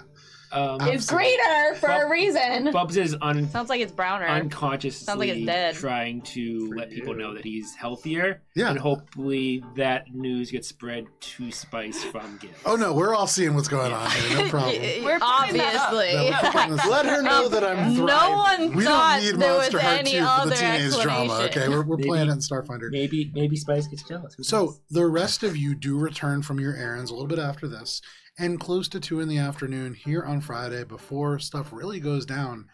What are you all doing? You have the afternoon, the evening ahead of you. You have other things that you could certainly attend to, or you could fast forward to this evening. Echo is prepping for the evening and getting the infiltration assistant fully synced. Okay, no Yeah, problem. You do Shade's that. Just doing all the mission prep. Mission prep, no problem. Spice. Cosplay prep. Okay, you're doing cosplay prep. What does that mean? Like cutting the foam. for Okay. the Oh, so you're like shields straight and, up just like- homemaking. Despite the fact that you have a glamour projector, you're gonna. No, she's gonna. She'll make the base. Okay. But then she'll have Cinema Q like, you know, zhuzh it up. But she wants to have like the physical thing, so if someone does try to like be like, wow, your cosplay. Gotcha. Okay. This is So the she's X got the trying to get wire. into what the X is into to see what the whole shtick was about. Because this guy insists it's for fun, and she thinks it's for her, and so she's trying to get into it to figure out what all the fuss is about, and then that's how they're gonna get back together. I see. I don't, but I don't either. But you work on this cosplay outfit. You, I think Bubs will possibly just run into Spice while she's making the costume. like she has a whole like floor of the apartment all laid out because it's like no, I've seen you do crafts before. I know like, exactly what this looks like. has yes. sewing machine, has her gluing station, That's has like it phenomenal. all like it's on the. It's so messy. Can you get pictures of that, please? That's Oh yeah, phenomenal. yeah. Excellent. Oh wow, you're really passionate about this. I'm working. I need to concentrate because the competition is literally tomorrow. I have my deck all set up. I planned it last night. And now I just need to get the cosplay, but I only have a few hours left before go time. Now, did you give Sammy your contact information? I can't remember if you did or Yes, not. but Okay. as Spice. Yes, I remember that part. Yeah. Bubs is going to be texting Ify while he's doing this, like kind of like obviously, and just being like, oh, well, is there anything I can like get you to help, like any materials or anything? Yeah. Go into the dumpster, and if you find any, like, laundry wire or, let's see, some twine, because I need to, like, make my horns, but I need to be stable, and I need to have the extra shield, so I need something stable. If you can find, like,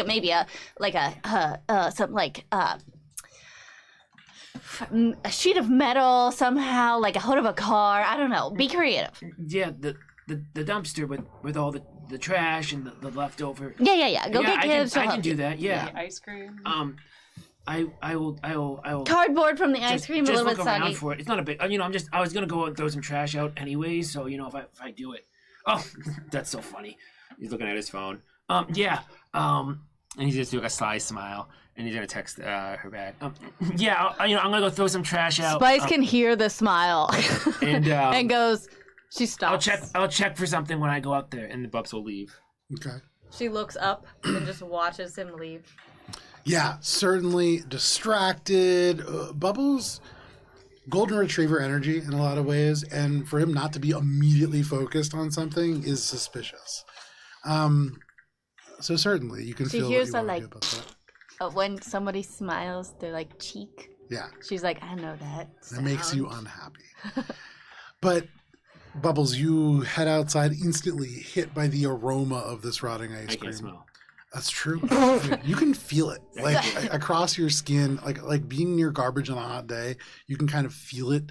It's unpleasant. It's humid outside more than it should be. But for the rest of you, anything that you are doing? Can Gibbs go to the basement? And Gibbs wants to spend some time to make a new spell crystal. Okay. So Gibbs will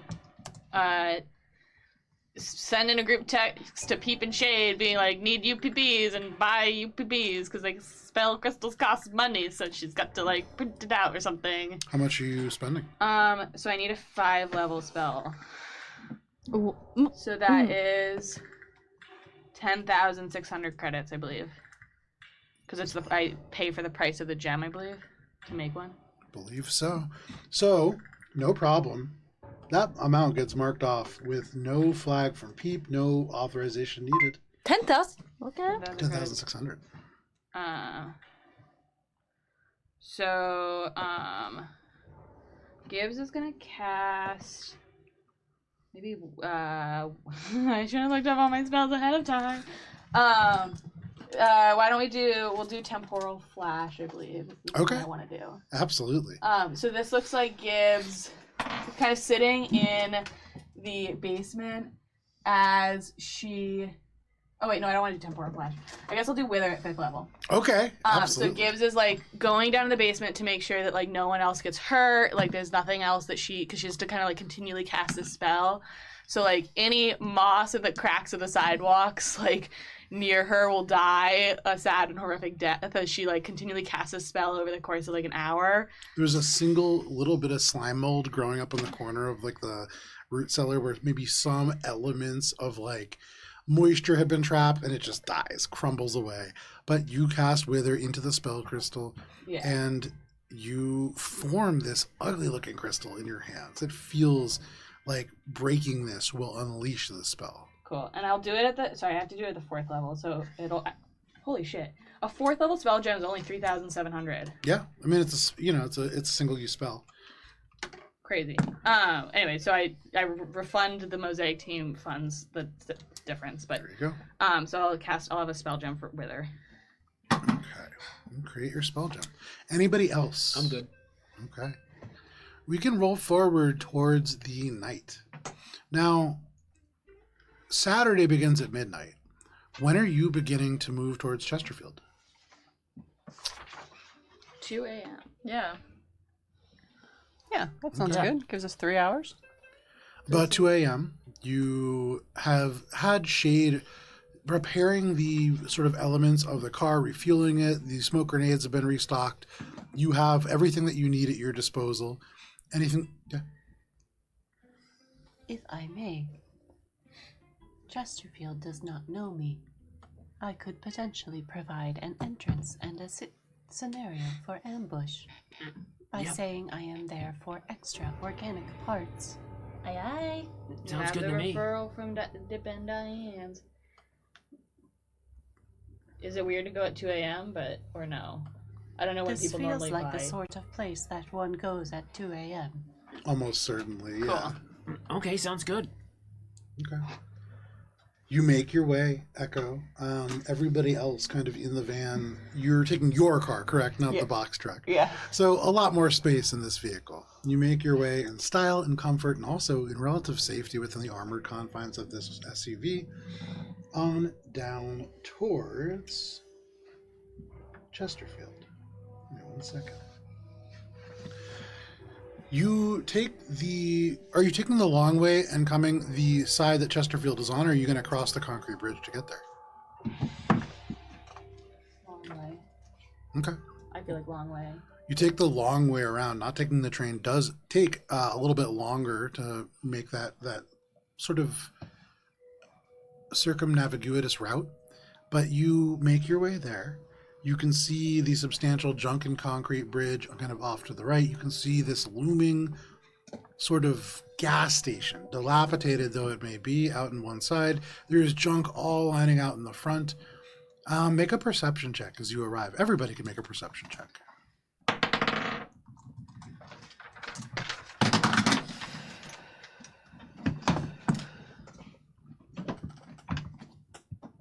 26. Okay. 28. 27. 38. Wow. 17 plus 18 is... Okay. 35. 35. Wow, look at that. All around. Phenomenal rolls. For this side of the table, for all of you under a 30, as you approach, you see no movement. You do not see anybody lurking up on the top as there was previously. You don't see any of Dip and Diana's children just kind of moving their way around. This place is largely abandoned, or so it seems. For those of you above a 30, you do notice that there is a charge to the air here. It is unlike a mechanical electronic feeling. It is something different, something maybe mystical, or I would say shade. With your roll, you actually don't need to make a check. There is something that feels like the charge of a storm in the air here. It's Like electromagnetic? almost. I would say with that check, there is something that reminds you of the aura that surrounded the swarm psychodebrader that you had encountered a long time ago, this creature that seemed to be able to psychically flay your mind from the inside. There is that same kind of feeling around the edges of your nerves, although a little bit different. And maybe even something else. And it's coming from deep below where you stand right now. Will you be waiting in the car, or will you be setting up your ambush while I am at the entrance? I think we've got to get through the entrance to set an ambush to go in. I think that we need to go quickly as soon as the door is open. There's something deep below that is emanating energy, similar to the swarm psychodebrators. Indeed. I did think that the swarms that we had encountered before were indeed present here. So Chesterfield had the description of visual gravity when we met him on Pages 4. Mhm. Does this feel like an expansion of that, or a different flavor, or is it unrelated?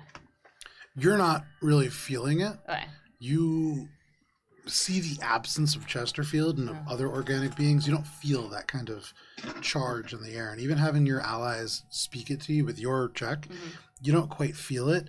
I would say it sounds different than what you remember Chesterfield to be like. Most of what Chesterfield seems to be like these days are not what you remember. I don't really feel that sense that you two feel, but to answer your question, Echo, I don't know. Shay, your reply didn't really give an answer.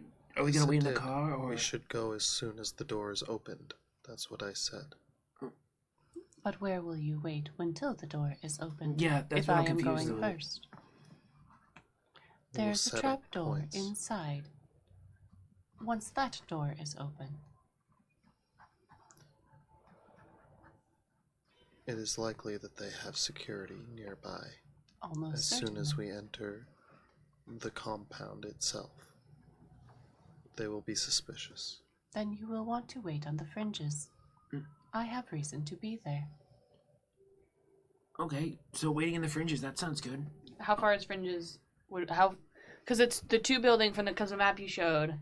Would a visual perspective be Yeah. helpful? Indeed. All right, clear up a little space. I was doing so well on my rolls, and then I used up all my good rolls. It's okay. All the rolls that I had last week were my rolls for the month. So Sometimes you just get a couple good rolls for the whole month. oh my god!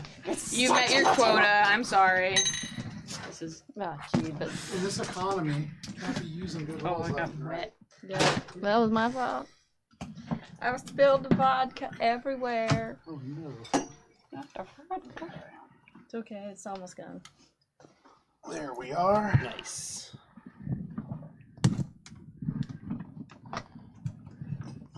We're good. So you are all kind of parked a little bit somewhere over in this region. You're kind of viewing this over here. You can see this the is flipped. doorway is right there. Okay. You do see that there is what appears to be a couple taking a romantic walk along the concrete. Aww. You can see there are people, even at this late hour, who are currently frequently dipping Diane, who Is is she working awake. Yeah. Oh. Currently Diane's working. on this side, correct? Yeah. Correct. Because it's flipped over from last It's time. flipped over from Oh, last time. sorry, I couldn't remember which way. It's it was. okay. It's okay.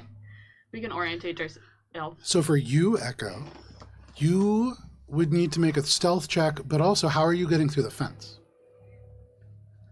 Last time you had said that I could just There's a like gate. slip around through it, like through the gate. Okay, so you're going to go in from the other side? Yeah. Okay. I was going to go in the entrance as if they are a customer. Okay. This is a place that is largely closed off, so customer is a stretch. Diane told Echo how to get in. Yeah, And Echo is going to go that way. you go to the door.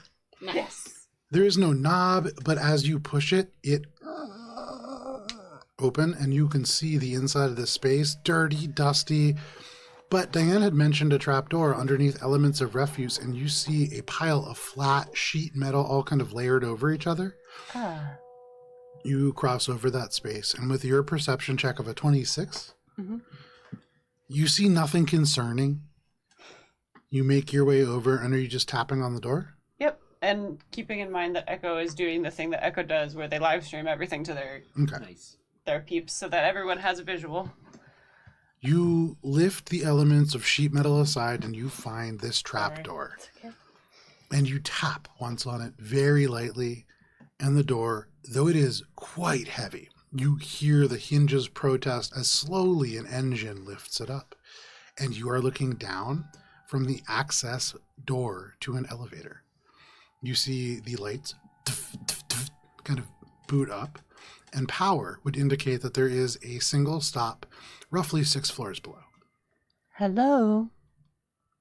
You speak out, and there is a crackle on this comm, and you hear from the other side, "I've been waiting for you." I'm sorry I am late. I was under the impression that this is not a daytime facility. Why don't you come on down and let's talk? Of course. Although generally, if someone is to put organic parts on me, I would like to meet their face before going down to a deep, dark hole. Well, you have your choice and I have mine. I'm down here. There's only one button. Are you coming or not? Echo waits for I want to come with you, please. Sends a little And ping. you hear, different than the last time that you heard it, but you hear almost unmistakably Chesterfield's voice. Can I sense motive? Does he mean I've been waiting for you, Echo the customer? Make a sense motive. Is he really speaking to Gibbs through this? I don't know if he Nat one! Gibbs He's like, Gibbs, just get down here. you're not sure that this is Chesterfield. You fear grips your heart as you're not sure if this is Chesterfield or perhaps Lydell. Oh, what? I don't know if I can But for do the rest of you, this. you're confident this is Chesterfield. Bubs just gives a thumbs up emoji. He trusts Echo. To go alone. No, don't go alone! Don't go alone! You can't go alone! I don't know. It seems like a bad idea to go alone. Are you ready to become if more that's the option, biological? then Shade's moving in. Okay. No, You get out of the vehicle. don't move in. I think Echo could handle it. Shade opens the door. Are you ready for a significant surgery? Make a Yay stealth or check. nay? Not when we knew that the What does thing. Echo want to do? I mean, Echo would go down and keep the live stream running. Oh, let's do. I'm down for that. Okay. Anybody else going? Yeah, if he's going, I'm going. Okay. But Gibbs Shade slides is out of the door. dribbling. No stealth check required. The smell really gives you away. Shade, you slip in the door, followed by a loud clatter as Gibbs kind of clings the bottle up against the side of the door frame. Echo, your two compatriots, much louder than you, make their way inside. Sorry. Bubbles and Spice, for a moment, it is just the two of you in the vehicle. Why is there an ambush? You drop down into the elevator. Bluff check. Are you staying? I guess we'll have to go because now the whole party's gonna go. Okay. You get out of the car. Not staying in the vehicle alone with Spice, you make your way kind of into the space. Make out. No, what? Never mind. You all I don't know. find yourselves some more awkwardly than others in this space. Echo, are you dropping down into the elevator? Echo would keep up the pretense of, I don't know these people, and then jump down into the elevator. You jump down into the elevator. Who is With that your android? exocortex, you do not feel cameras on you. You do not feel like sensors. Outside of, there is a pressure sensor on the elevator proper. But as Echo drops down, there is no trap that is triggered. Could you just reaffirm Echo's drop down into an elevator in this location, and where are we or Shade, because he's leading at this point, or Shade and So you are all inside this location now. okay, so we're all inside this all building inside now? this building. It's relatively empty, save like a bunch of junk kind of around the Okay. periphery and these sheets of metal that were on the floor. When Echo moved those sheets of metal, there was this trap door, and opening it, the trap door only about 2 feet by 2 feet, you open it and it is the access door to an elevator cart. And Echo drops down into that cart. Okay, just in terms of, just one more question. Yeah. In terms of timing, Yeah. How long was it before Echo went in alone and then everyone else, if Echo was trying to be like, I don't know these people? Like 30 seconds. Yeah, like a minute, maybe Oh, okay. at most. So you make your way in. Anybody else going in the elevator? I'm sorry, I'm confused now. There's a cart? Yes. So imagine just a regular like gas station floor Yeah. with a bunch of junk on it. And Right. imagine if you move the junk, somebody has installed just like a metal trap door. Yeah. And when that is opened, the metal trap door is just part of the roof of the elevator cart. So you are looking at what is probably the top of a shaft. Okay. I see. Okay. Yep. So we're dropping. Yeah, into down the on top yeah, of Echo. Echo is in. Yeah. There's. I assume Echo moves to the side and would allow the rest of you. This is like a regulation elevator cart. I mean, I'm dropping in. Shade, you drop in as well. There's pressure plate on the floor. I'm gonna drop on top of Shade. You drop on top of Shade. So Shade my right on your pressure is shoulders. not- The weight of Gibbs kind of Spice drops on top of Echo. You drop on top of Echo. There is now a chicken fight of androids happening in this. Bubs will just Echo like telepathically communicates. He's like, the second more weight was added to the elevator. He knew that we were all here. And No, he when doesn't Bubbles feel our feet. enters, it is the Pressure plate. it is the entirety of Mosaic Team 5 now in this cart. I want to be. And Echo, there is the control panel directly in front of you. The button's all dead save one, the one that marks the bottom floor. You press it, and the elevator begins to descend. For you, Shade and Bubbles, that sensation of a storm rises. You can feel like electricity is about to strike. The floors go down one by one by one, and by the 8th floor, all of you feel this sensation. Detect magic. You cast Detect Magic. Is my vision grainy? Your vision is a little grainy, but not for magic. There is something else at play here. When the door opens, you are not in a basement. You are in a huge subterranean cavern. And before we end for this evening, let me pull out a visual perspective. Another one. Well, you were able to talk through Diane the first time and managed to clear a couple people out of here.